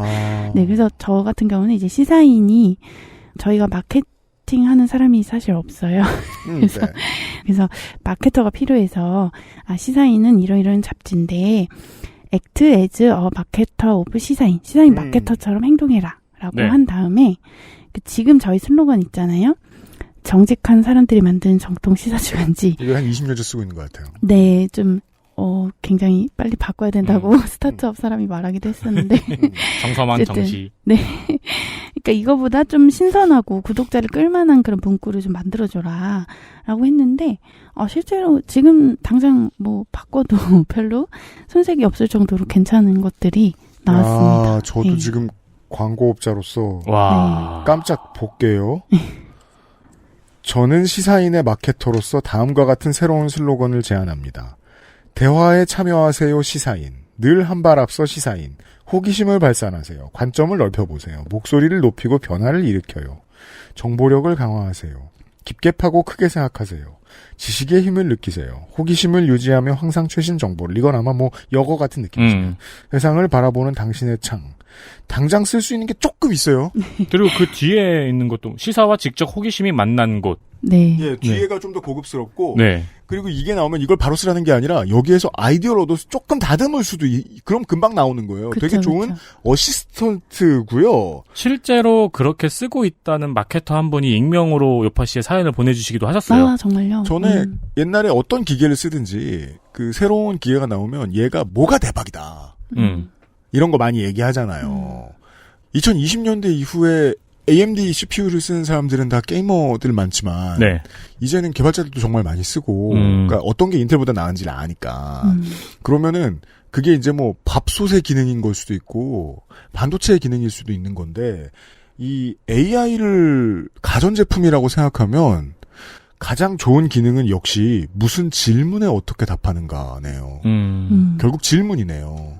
act as 이런 질문을 시작하면 요구를 시작하면 대박 기능들이 나온다. 네. 그래서 뭐 예를 들어 네가 셰프처럼 행동해. 그래서 내가 지금 감자랑 베이컨이 있는데 뭘 해 먹을까 하면은 뭐 그것도 알려준다든가 이런 식으로 하는 거죠. 뭐 우리 엄마처럼 행동해라고 한 다음에 아침에 깨워줘 그러면 전 누굴 닮아가지고 가능하죠. 전 누굴 닮아가지고 맨날 저렇게 늦게 가는 거야. 밤에 맨날 핸드폰에서 그래. 네, 아무튼 이 시사인 마케터 채팅방이 이제 만들어졌잖아요. 그래서 여기다가 뭐 우리가 이벤트를 해야 되는데 뭐 하면 좋을까? 아니면은 우리가 채용 공고를 써야 되는데 어떻게 쓰면 좋을까 하면은 막 술술술 써줍니다. 자, 행여 주식회사 참언론의 매출이 좀 올랐어도 챗GPT가 더 일을 잘하면 마케터를 고용하지 않게 됐습니다. 네, 뭐 그럴 수도 있겠죠. 네. 실제로 이벤트 하라고 하니까 뭐 북클럽 이런 것도 제안해주고 꽤 괜찮아. 우리 실제로 했거든요. 대단하다. 네. 예. 그래서 근데 사실 굳이 액트에이즈라고 주문 안 해도 챗GPT가 진짜 잘하는 것 중에 하나가 놀랍게도 코딩입니다. 코딩. 그렇죠. 네, 코딩을 한다는 게 굉장히 놀라운 부분인데 사실 저는 코딩을 전혀 할 줄 모르고 해본 적도 없어요. 근데 저 같은 문과 출신 기자도 챗GPT 덕분에 이번에 코딩을 해봤습니다. 정확히는 코드를 그냥 실행을 해본 거죠. 그건 걔는 더 쉽겠죠. 번역을 한번 안 해도 되니까. 한국말로 해도 돼요. 그래서 초보자한테 재밌는 코드를 짜줘 이렇게 말했더니 1에서 100 사이의 숫자 중 하나를 이제 5번 만에 맞춰야 되는 그런 게임의 코드를 짜줬어요. 심지어 이 아이디어도 챗GPT가 냈습니다. 네. 그래서 이거를 하려면 이제 파이썬이라는 게 필요하더라고요. 네, 그래서 그걸 다운받았는데 그것도 막 다운받는다고 바로 되는 게 아니고 뭔가 어렵더라고요. 너무 어려워. 그래서 이거 어떻게 하는 거야? 나 파이썬 다운받는데 어떻게 해? 이러니까 또 알려주더라고요. 이렇게 하면 돼. 그래서 이렇게 한참 헤매다가 이제 겨우 진짜로 코드를 실행해서 게임을 해봤는데 이 답을 맞추니까 진짜 그 콩츄레이션이 나오는 거예요. 굉장히 되게 기뻤습니다. 이렇게 거의 길들여지셨는데요, 제가 보기에는. 근데 진짜로 코딩 선생님 어릴 때 코딩 교육 학원 다니면은 처음 해보고 가장 신날 때가 그거잖아요. 버그 없이 실행되는 거 볼 때 아무것도 아닌 그 프로그램이 근데 그걸 지금 아무 교육도 안 받은 사람이 할 수 있다는 거 아니에요? 지금. 네. 제가 지금 XSFM의 마케터처럼 답변해줘라고 한 다음에 500회 특집 공개방송의 타이틀을 지어줘라고 물어봤어요. 그러니까 500회 특집 공개방송의 타이틀로는 XSFM 톡 500 함께한 시간 더 나은 미래라는 제목이 어떨까요? 네. 아, 근데 거기서 만약에 XSFM의 정보를 특징들을 더, 넣어주면 돼요. 질문을 고도화시키고. 저도 아까 뭐 지적 호기심이 많은 사람들, 뭐 세상을 더 평등하게 바꾸고 싶은 사람들이 보는 잡지다, 막 이런 식으로 이렇게 넣었었거든요. 우리는 뭐라고 설명을 해줘야 되나? XSFM은 거기서 막힐 거예요. 네. 그래서 질문과 요구를 잘해야 된다. 그러니까 우리가 그게 1시간 참 내내 중요하다. 이걸 떠드는. 네, 그렇습니다. 자, 전하영 기자 같은 완전 문외한이 요걸 할 수 있는 걸 보면 수년차 된 개발자들은 도움을 받거나 더 나아가 초보자들은 직장을 잃을 겁니다. 네, 그 업계의 얘기도 들어보셨지요? 그렇습니다. 네. XSFM입니다.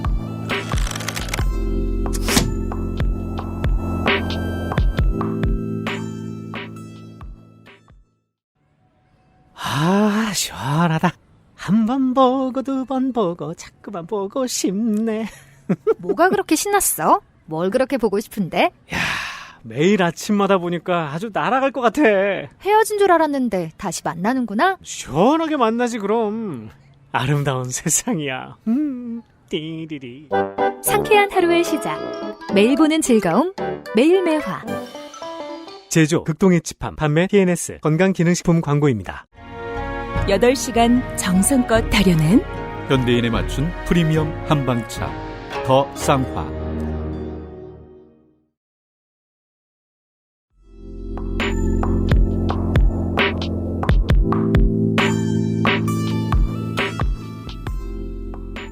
그러니까 이게 진짜 뭐 쉬운 코딩을 그냥 맛보기로 좀 넣은 게 아니고 일단은 사무직들이 많이 쓰는 그 엑셀 업무 자동화 도구가 있대. VBA라고. 저는 잘 모르는데 네.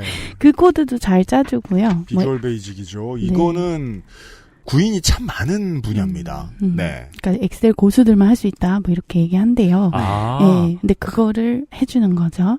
엑셀 사용법을 물어볼 수도 있겠군요. 그쵸? 예를 들어 그냥 수식도 물어볼 수 있죠. 내가 이 명단을 무슨 순으로 정렬하고 싶은 맞아요. 수식을 알려줘라고 하면은 알려주는 거죠. 네. 네, 심지어 아까 말씀처럼 이제 개발자들, 일선 개발자들 사이에서도 챗GPT로 업무 생산성을 엄청 올렸다는 얘기가 나옵니다. 자동화 도구입니다. 네. 그래서 카카오에서 실제로 AI 번역 개발을 하셨던 양기창 씨라는 분이 있는데 이분이 코딩할 때 챗GPT를 많이 쓴대요.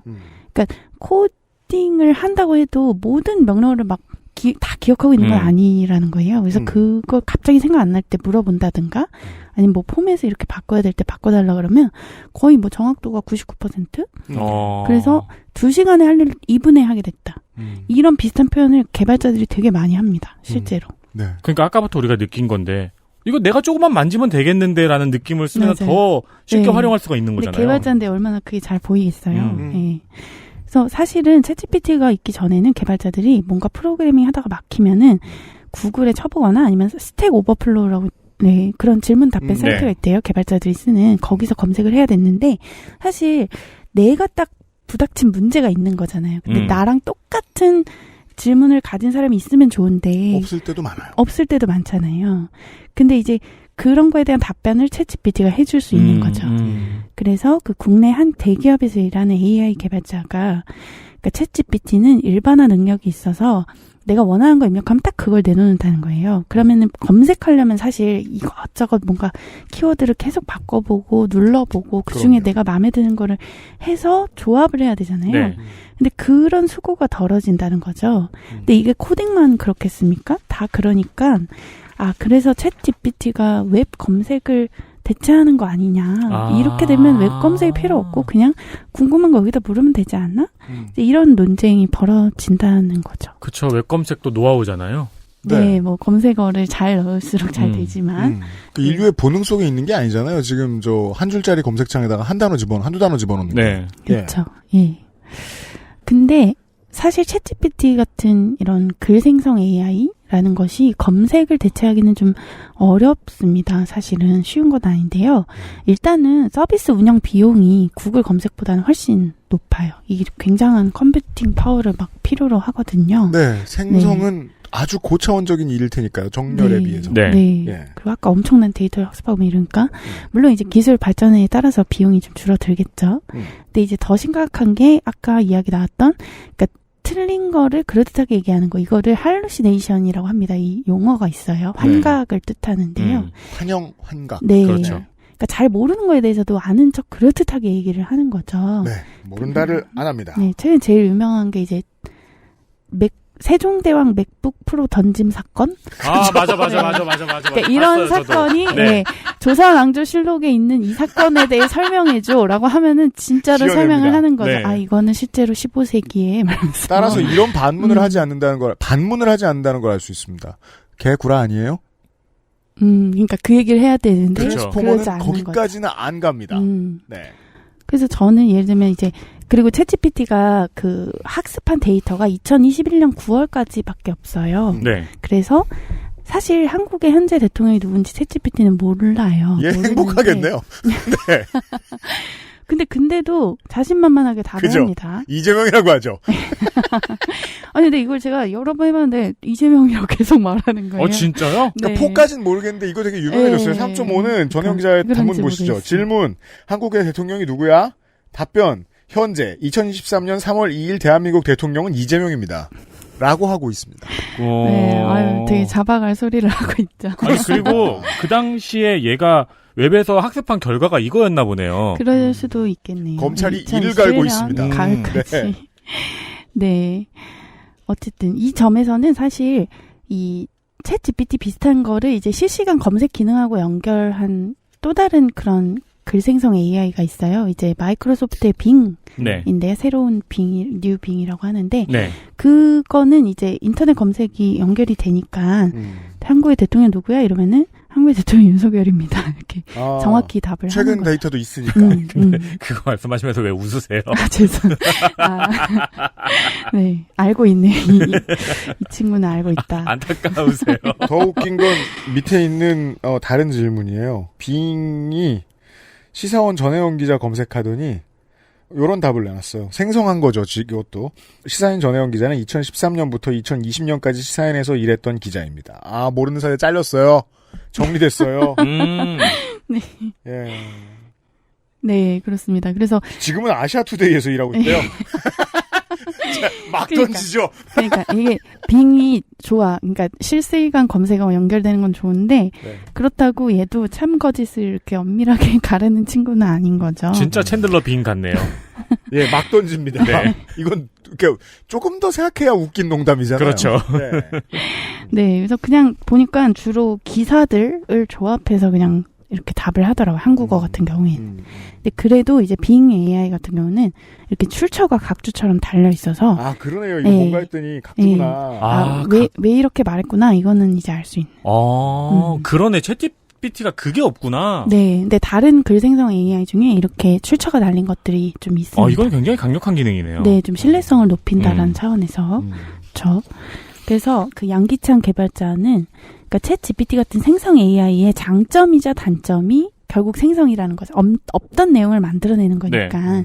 그래서 유용하죠. 그래서 뭐 내 이메일도 써주고 자소서도 써주고 그만큼 유용한데 그렇지만 사실관계 확인에는 정말 자나깨나 주의를 해야 된다. 네, 아주 강조를 했습니다. 네.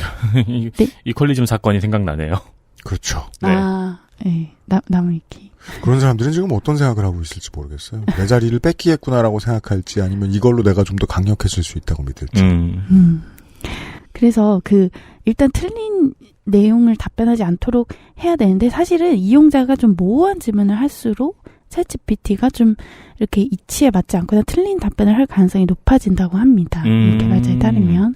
그래서 예를 들면 그러니까 막연하게 부동산의 미래는 어떻게 될까 이렇게 묻기보다는 지금 금리는 이렇고 주식시장의 환율은 이런데 향후 10년의 판이 어떨까 이렇게 좀 구체적이고 그렇죠. 명확하게 물어야지 그나마 괜찮은 답변이 나온다는 거죠. 맞는 질문을 해라. 네, 그래서 우리가 산업화 시대 때는 이제 지식을 많이 아는 사람이 중요했고 또 정보화 시대에는 정보를 잘 검색해서 응용할 수 있는 사람이 중요했다면 앞으로는 뭐 사람이든 AI든 그들에게 질문을 좀 잘 던지는 사람이 중요해지지 않을까. 네. 우리가 계속 했던 얘기지만 좋은 예측입니다. 네, 강조를 했습니다. 근데 이제 사실 이 챗GPT 같은 거대 언어 모델로부터 좀 괜찮은 답변을 얻어낼 수 있는 그 프롬프트를 잘 써야 되는 거잖아요. 그 프롬프트의 조합을 이렇게 잘 찾는 일을 프롬프트 엔지니어링이라고 하는데요. 그러니까 최근에는 아예 이 일을 전문으로 하는 프롬프트 엔지니어라는 직업이 생겨났어요. 아예 벌써 직업이 생겼군요. 네, 좋은 질문 찾아내는 사람. 네, 그래서 이 프롬프트 엔지니어를 뽑는다는 구인 광고도 나온 바가 있고요. 그리고 아니면은 이 프롬프트를 막 사고 팔기도 해요. 그런 상점이 생기기도 했어요. 그러니까 이게 기술이 개발자를 뭐 대체할 수도 있지만 이렇게 좀 새로운 직업이 뭐 기술 발전은 늘 그렇듯이 생기기도 하죠. 90년대 말에는 돈 주고 즐겨찾기 북마크 팔고 그랬어요. 아, 진짜요? 아, 진짜요? 어머, 네. 소름. 네. 아, 근데 2000년대 초 90년대 말에는 그거 팔았어요. 2000년대 중반에 RSS 모음 파는 사람은 봤어요. 왜냐하면 그걸 찾는 능력이 다들 너무 부족했기 때문이죠. 이해됩니다. 네. 그니까요. 그리고 사실 꼭 기존의 개발자가 대체된다기보다는 어떻게 보면 챗GPT를 도구 삼아서 더 숙련을 높일 수 있잖아요. 그렇죠. 간단한 코딩은 얘한테 맡기고. 네. 그러니까 저도 심지어 코딩을 했는데 그 훨씬 사람들의 생산성이랄까 그런 게 올라갈 수도 있는 거잖아요. 아니 아까 대학교 레포트의 경우도 그걸 그대로 내는 바보는 없겠죠. 네, 어떤 학생도 그거를 이제 거기다 자기가 추가를 하는 식으로 쓰겠죠. 그러게요. 예. 그래서 아까 그 앞서의 대기업 개발자, AI 개발자는 프로그래머가 분명히 이전보다 덜 필요해질 수도 있긴 한데 거꾸로 어쨌든 코딩 지식이 부족한 사람이 더 똑똑해질 수도 있다. 그래서 AI도 코딩을 하니까 이제 프로그래머는 끝이다. 일자리를 다 잃었다. 이런 예측은 좀 너무 극단적인 거 아니냐 이런 얘기를 했습니다. 네, 물론 저는 앞에 말도 맞고 이건 배부른 소리라고 생각합니다만. 네. 네.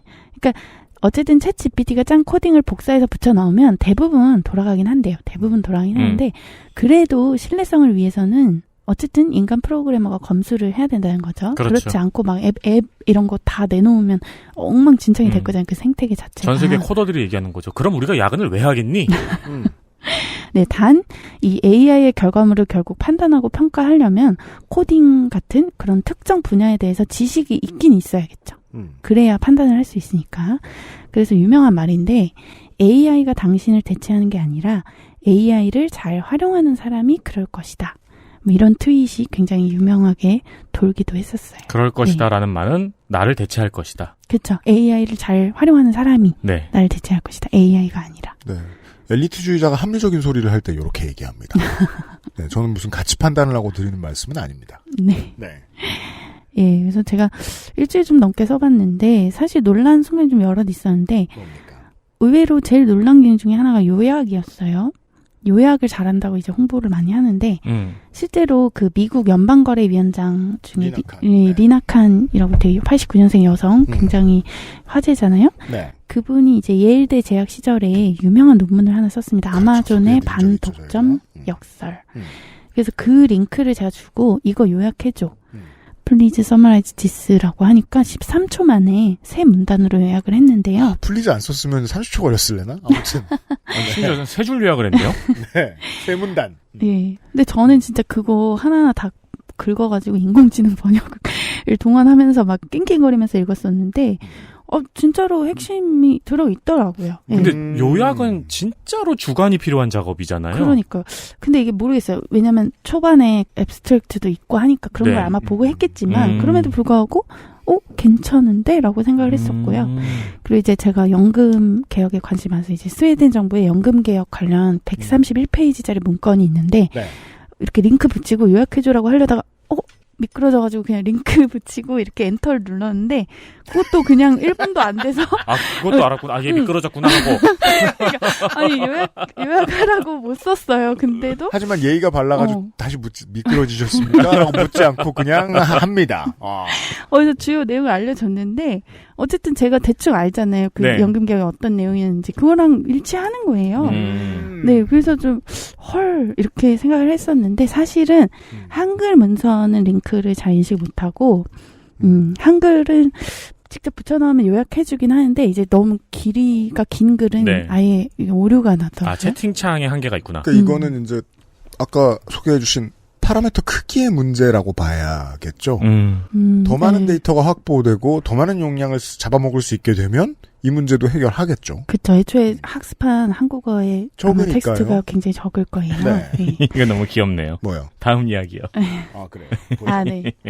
제가 챗GPT한테 이제 세 글자 끝말잇기를 가르쳐 봤는데요. 쿵쿵따. 네. 분량 채우다가 이제 쿵쿵따라 하기 시작합니다. 네. 근데 예, 어쨌든 처음에 이제 제가 읽나요? 이거 제가 읽을까요? 아니 제가 할게요. 네. 자, 일단 끝말잇기를 해보자. 아, 청유형이에요. 네. 세 글자 단어만 가능해. 내가 먼저 할게. 자전거 했는데 챗GPT가 거위 털털이 이게 뭐야? 그래서 다시 가르칩니다. 전혜원이. 아니 세 글자만 가능하다니까? 이렇게 다시 해봐. A 자전거, B 거북이, A 이발소, B 소세지. 그래서 챗GPT가 소시지에 맞춰서 지하철, 전혜원, 철가방, 챗GPT, 방망이. 이젠 누가 누군지 모르겠어. 그러니까. 전혜원, 이정표, 챗GPT, 표면적, 우와! 그러니까 이렇게 예를 들어주는 게, 예시를 들어주는 게 굉장히 효과적이라고 하는데요. 요구가 구체적이니까 거의 털털이에서 금방 발전해요. 근데 왜 거의 털털이가 나왔지? 아니, 있는 단어도 아닌데, 거의 털털이. 이런 생물이 있나 그래요? 봐요. 물론 제가 찾아봤었는데, 어쨌든. 근데 제가 사실 영화 초성퀴즈를 되게 좋아하거든요. 아, 저 그거 신인데. 그래요? 저도 네. 되게 나름대로 잘한다고 생각하는데, 근데 이걸 아무리 예시로 가르쳐줘도 조금도 이거는 나아지지가 않아서, 예, 아마 이 한국어를 학습하는 데 있어서는 좀 한계가 뚜렷하지 않나. 없어요, 거위 털털이라는 말. 알겠죠. 아, 얘는 생성하잖아요, 구라를. 김만배 빈털털이 됐다. 네. 그리고 이제 아주 여러 가지 시켜봤을 거잖아요. 이제 저는 이제 주로 제 일이 하기 싫으니까 요즘에 이제 기자들이 자기 기사 제목 지어야 되거든요. 그래서 귀찮아가지고 기사를 주고 이제 제목을 지어보라 이렇게 한다든가 아니면 취재 아이템을 주고 첫 문장을 써봐라. 첫 문장 쓰는 게 제일 힘드니까 그런 걸 시켜봤을 때는 쓰긴 쓰는데 그냥 무난하고 지루한 전체적으로 그런 느낌이 있어요. 네, 되게 그냥 예측 가능한 확 크리에이티브해 그런 거는 없어. 아까 500회 제목 지어준 것처럼. 네. 그러니까 그걸 구분하나 봐요. 예를 들어 대놓고 크리에이티브 해야 한다고 인류가 역사적으로 믿고 있는 장르 있잖아요. 그림, 시, 소설 요런 건 어느 정도 신박한 느낌을 줘요. 근데 기사 제목 해줘. 그러면은 기자를 우습게 보나 봐요. 뭐 딱히 크리에이티브 할 거 있나요? 이렇게 판단하는 건지도 모르겠고. 네. 그러니까 뭐 실수할까봐 그런지 어쨌든 상당히 포멀한 그런 느낌이죠. 그래서 제가 자기소개서도 써보게 했는데 그것도 사실 비슷했어요. 근데 뭐 저희가 없잖아요. 그 정보가 많이 없죠. 줬죠. 제가 줬어요? 저는 뭐 일본에서 교환학생 했고 뭐 학부사를 했고 뭐 이런데 자기소개서 써보라라고 했을 때 그냥 뭐 무난한 결과가 나왔습니다. 그리고 이제 농담을 해보라고 했는데 그것도 썩 그죠. 웃기지는 농담의 않았어요. 이런 식이죠. 설명해야 하면 망했다. 예, 그걸 놓고 보셨을 때 성가비보다 농담을 못합니다. 이거는 그러네. 실격 중에 실격입니다. 왜 뱀은 계산기를 좋아할까요? 뱀파이어 때문에요. 꺼지라 그래, 그죠? 이게 농담이라고 한 거예요, 챗GPT가. 이게 조크가 돈이 되는 아트인 나라에서는 데이터가 훨씬 많기도 하거니와 한국은 스탠드업 코미디가 장사가 안 되잖아요. 더더욱이 없을 거예요. 네. 그러니까 근데 영어로 시켜봤는데도 잘 모르겠더라고요, 저는. 그죠? 네. 요구가 너무 짧고 추상적입니다. 네, 그럼에도 제가 시사인으로 이제 삼행시를 짓게 했는데. 야, 이건 뭐 하이쿠를 썼네요. 그거는 조금 괜찮았던 것 같아요. 네. 이거 대박입니다. 시사인 세 글자가 각 행에 처음에 등장하는 멋진 삼행시를 써줘. 시간은 빠르게 흘러가고 사람은 늙어가지만 인생은 여전히 아름다워. 와. 약간 눈물이 날 것 같고 이렇게 낙엽이 떨어질 것 같고. 근데 인생을 되게 좋아하네. 시는 잘 지어요. 10월에 떨어지는 빗소리, 사랑하는 이의 목소리가 들려. 인생은 이 순간이 아름다워. 문화 콘텐츠는 살벌하게 만들어냅니다. 누가 인생 아름답다고 되게 많이 가르쳤나? 네. 그럴 수 있어요. 네. 그래서 실제로 인간 시인을 뭐 대체할 정도는 아니겠지만 어쨌든 약간 막힐 때가 있잖아요, 사람이. 이 다음에 막힐 때. 그때 좀 약간 생각도 못한 영감을 줄 수 있지 않을까? 이런 생각을 했는데, 아니나 다를까? 아까 그 개발자 중에 양기창 씨가 있었는데, 그분은 작곡이 취미래요. 그래서 챗 GPT한테 키를 주고 작곡을 시켜서 영감을 얻기도 한다고 하더라고요. 그래서 요청한 거는 주제와 조였는데 네네. 기술이 일자리를 빼앗을까봐 걱정되지만 그래도 살아남을 수 있을 거라는 내용의 활기찬 노래를 C 메이저로 만들어달라고 했더니 만들어줬어요. 와. 근데 약간 이거 되게 가사가 괜찮지 않아요? 와. 일자리가 사라질까봐 걱정에 두려움이 날 괴롭혀. 하지만 그건 새로운 시작일 뿐 새로운 기회가 찾아올 거야. 이게 이제 정수라 씨가 부르던 그 건전가요 같은 느낌이 들긴 듭니다만 왜냐면 C 메이저는 다 그렇게 들리기도 하거니와 근데 엄청 그럴싸. 이게 그 군부독재에서 되게 좋아할 만한 노래를 쑥 하고 만들어. 맞아요. 네, we can make it. 그러니까 코러스가 기술의 파도를 타고 우리도 성장할 수 있어. 날개를 펴고 더 멀리 날아갈 수 있어. 눈물이 나죠. 네. 그래서 이런 걸 시켜보니까 점점 의문이 드는 거예요. 네. 사람이 요청해서 AI가 생성한 음악, 그림, 글하고 사람이 직접 생성한 음악, 그림, 글이 도대체 뭐가 다른가? 혹은 뭐가 달라야 되는 건가? 이게 굉장히 의문이 드는 거예요. 안 다르나요? 그래서 이제 뭐 중국어 방 같은 건 문제도 아니네요. 네.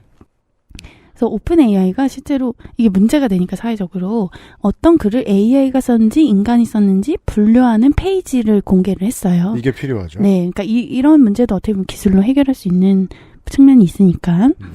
근데 그러면서도 우리의 분류기는 완전히 신뢰하기 어렵다라고 인정을 했는데요.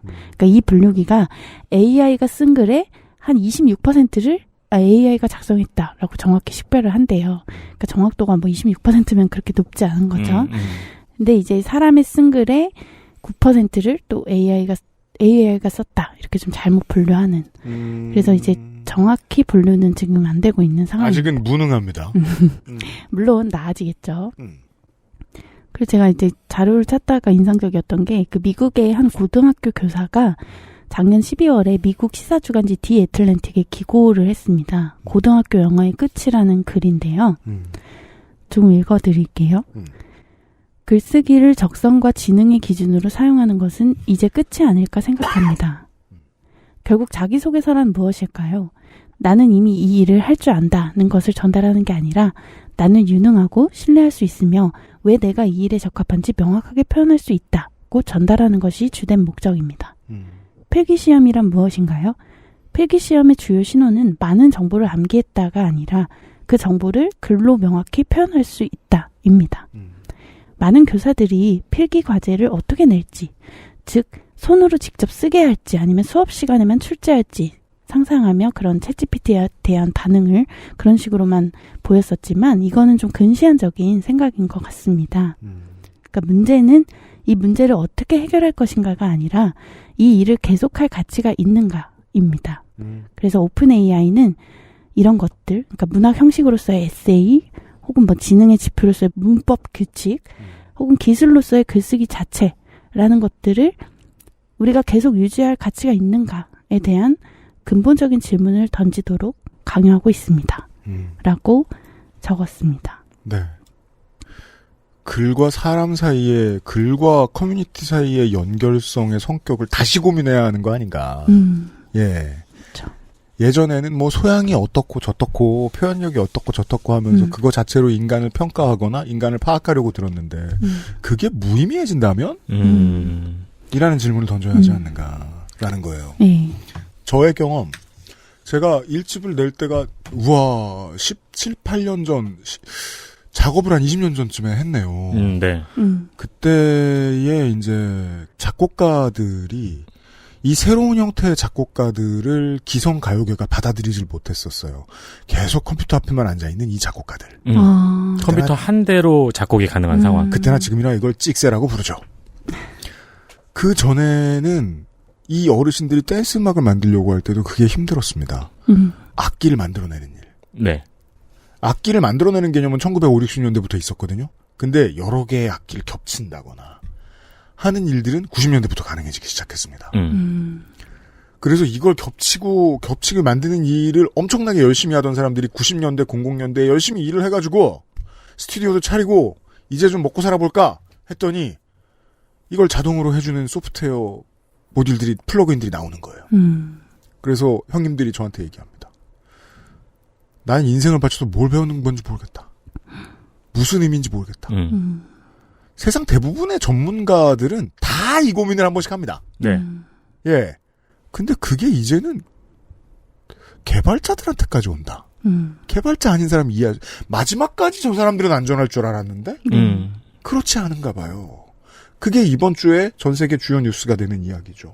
그렇죠. 챗 GPT-4를 본 네. 예. 세계 유수의 뭐 구분할 수도 없어요. 겁나 유명한 사람들이 이거 하지 마. 당분간 그만해. 라고 했습니다. 예. 그러니까 말씀처럼 GPT-4가 너무 또 빨리 나와버리니까 사실 굉장히 전격적으로 발표한 거였거든요. 그래서 3월 29일에 미국 비영리 단체 퓨처겠죠? 네. 퓨처 오브 라이프에서 공개 서한을 하나 발표를 했습니다. 그러니까 전 세계 모든 AI 연구기관들이 일단은 GPT-4보다 강력한 그런 거대 AI 시스템 개발을 잠깐만 좀 중단을 하자. 한 6개월 정도 중단하자는 거예요. 왜냐면 우리가 아직 그런 거에 대한 윤리성이나 안전성에 대해서 장치가 부족하니 일단은 멈추자라고 한 거죠. 근데 여기에 되게 유명한 사람들이 많이 서명을 했는데요. 그 요슈아 벤지오라고 인공지능 딥러닝의 창시자. 네, 인공지능 4대 천왕 중에 한 명이에요. 그 사람들 4대 천왕이래요? 네, 서명을 했고 일론 머스크, 앤드류 양, 그리고 유발 하라리, 사피엔스 쓴 네, 그런 분들이 막 서명을 했습니다. 근데 이제 당연히 여기도 동의하지 않는 사람들이 있는 거죠. 네. 제가 스브스 프리미엄이라는 곳에서 가져왔는데요. 그러니까 역시 인공지능 4대 천왕 중에 한 명인 얀 르쿤이라는 페이스북 메타 AI 연구 책임자가 있는데 이분도 이 서한에는 비판적인 입장이라고 합니다. 그러니까 이분이 말하기를 만약에 1440년 가톨릭 교회가 성경이 인쇄될 경우 세상이 무너진다고 걱정해서 인쇄술을 6개월간 금지했다면 그거는 맞았겠느냐라는 거죠. 네.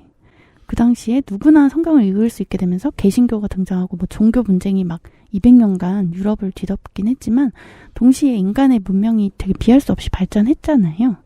네.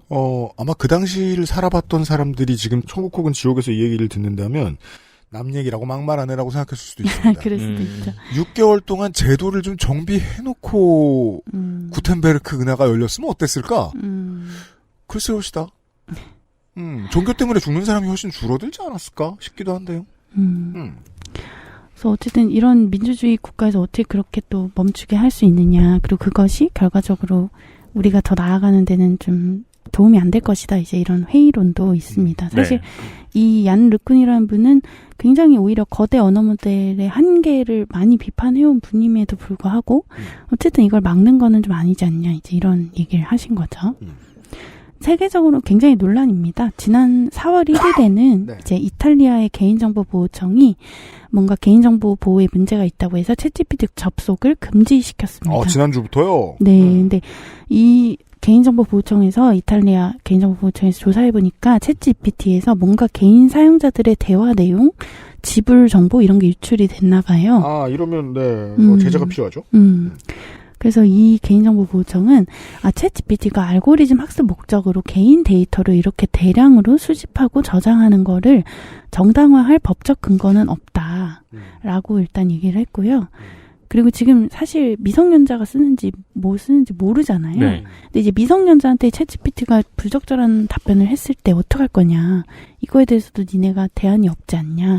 대안을 마련해라. 예, 이런 얘기를 했습니다. 그리고 뭐 3월 30일에는 미국의 비영리 단체 중에 한 곳에서 오픈 AI를 또 연방거래위원회에 고발을 했는데요. 역시 좀 편향적이고 기만적이고 또 개인정보나 공공안전에 위협이 된다라는 이유였습니다. 그래서 앞으로 이 연방거래위원장 아까 리나 칸이 인공지능에 또 주목해보겠다 이렇게 얘기를 했었거든요. 네. 그래서 이것이 앞으로 논란은 계속 될 것 같아요. 사실 이 초거대 인공지능을 굴리는데 또 굉장한 컴퓨팅 파워와 에너지가 들고 돈이 들거든요. 과연 이 자원을 여기에 이렇게 쓰는 게 맞는 것인가? 혹은 뭐 이에 대한 윤리적인 문제에 우리가 충분히 대비가 돼 있는 건가? 혹은 진짜로 뭐 사람들의 일자리에 대한 위협은 어떻게 할 건가? 사실 하나도 어떻게 보면 해결된 게 없어서 앞으로 인간이 어떻게 좀 이 생성 AI를 받아들이고 다뤄갈지는 굉장히 많은 토론과 고민이 좀 필요하지 않을까 싶습니다. 네. 이 퓨처 오브 라이프의 공개 성안에서 가장 눈에 띄는 말은 이거였어요. 이 정도의 일을 선출되지 않은 개발자들이 만들어낸다는 게 맞는 거냐. 왜냐하면 인류의 운명이 바뀌니까. 6개월도 상징적일 뿐이에요. 네. 이 6개월이라는 게 그런 거죠. 아마 챗GPT 3.5에서 4로 넘어가는 정도의 기간. 너 다음 버전 만들기 전에 뭐 다만못해 6개월 동안 정치가 뭘 합니까? 정치는 느린데 자본은 빠르고. 위원회 하나 만들겠죠. 위원회 하나 만들고 뭐 공청회 몇 번 하고 이러고 끝나겠죠. 다만 그 숨쉴 틈이라도 필요하지 않은가라는 외침을 누군가가 내야 된다는 생각을 되게 많이들 했던 것 같습니다. 네. 이런 얘기였습니다. 네. 그래서 이제 네이버도 사실 초거대 언어 모델 자기네 거가 있어요. 네. 하이퍼 클로바라고 해서. 근데 이제 그게 학습한 게 결국 네이버 상의 웹문서 그리고 그렇죠. 네이버 댓글 이런 거죠. 사실 저도 클로버도 써보고 베타 버전 써보고 너무 놀랬거든요. 그러니까 예를 들어 20분 분량의 인터뷰 영상을 업로드를 해주면은 목소리를 뭐 인식해가지고 이 타이핑. 예. 네, 타이핑을 해주는데 타이핑을 해주면서 목소리를 인식해가지고 누구도 나눠준 다음에 그걸 쭉 해준 그 텍스트 파일로 보여준 다음에 마지막에 요약도 해놓더라고요. 그거 보고 깜짝 놀랐었거든요. 네, 그래서 요즘 회의할 때 그냥 아예 클로버 노트 네, 켜놓고 네. 이제 맞아요. 회의하면은 타이핑 해주는 그런 것도 있죠. 근데 이제 이런 좋은 텍스트만 학습한 게 아니라 분명히 네이버 댓글을 다량으로 학습했을 거 아닙니까? 그죠. 그러면 이제 이 하이퍼 클로바가 또 이상한 말을 내뱉지 않도록 이루다는 잠깐 멈췄었잖아요. 네. 그거는 실제로 개인정보 수집에 문제가 있어서 과태료 또 과징금인가요? 예, 받았었죠. 그리고 맞습니다. MS에서 과거 2번이나 인공지능 트위터 계정을 운영을 했었는데 결국에는 멈췄었잖아요. 네. 개소리 했거든요. 네. 네. 제가 예전에 네이버 개발자도 한번 인터뷰를 했었는데 실제로 뭐가 윤리적으로 잘못된 발언인가 또 약간 그레이존이 있어서 예, 물론 명백한 건 너무 쉬운데 그렇지 않은 것들은 되게 그레이존이 있어서 어렵다라고 합니다. 조금 더 뒤로 물러나줬으면 좋겠어요. 요구와 응답, 가치 판단 정도의 개념들이 있잖아요. 가치 판단은 요구하는 사람도 하잖아요. 여기서부터는 정치예요. 여기서부터의 대화는 정치입니다. 정치는 누가 이기죠? 제일 욕심 많은 사람이 이겨요. 그 안으로 AI를 끌어들이게 되거든요. 그 정도의 두려움이 아닐까 싶습니다. 이걸 말리고 싶은 사람들은. 네. 그러게요. 제가 짧은 생에서 배운 거는 아무도 못 말린다는 거였거든요. 아무도 놓칠 수 없고. 그렇죠. 다만 이제 공포를 같이 인식할 필요는 있겠습니다. 네. 그냥 끝말잇기 해주는 친구가 아닙니다. 네. 그렇다고 뭐 의식이 있어서 막 떠드는 그런 것도 아니다. 그러니까 지나치게 두려워할 필요도 없고. 네. 큰 도움이 될 것이고 만약에 문제를 일으키면 큰 문제가 될 수 있다. 네. 그리고 큰 문제를 일으키는 동안에도 인류에게 엄청난 도움을 주겠죠. 그렇죠. 인류의 모든 이기가 그러하듯이 말입니다. 네. 네. 499회를 빨리 끝냅시다. 왜냐하면 저희는 지금 공개 방송을 하고 있기 때문이에요. 청취자 여러분이 듣고 있는 이 순간에. 맞아요. 지구상의 청취자 여러분들이 이 방송을 듣고 계신 이 시간에 지금 전혜원 기자가 무대에 올라가 있습니다. 맞습니다. 네.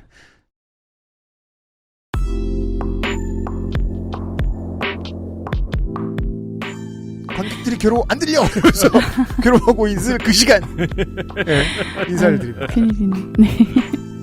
전혜영 기자와 저희들은 여러분들 방송 들으시는 이 시간에 다시 모여 있을 거고요. 네. 청취자 여러분들 다음 주 목요일에 공개 방송 이야기를 가지고 다시 돌아오도록 하겠습니다. 499회 그것은 알기 싫다를 들어주셔서 감사합니다. 안녕히 계세요. 네, 감사합니다. 감사합니다. XSFM입니다. I, D, W, K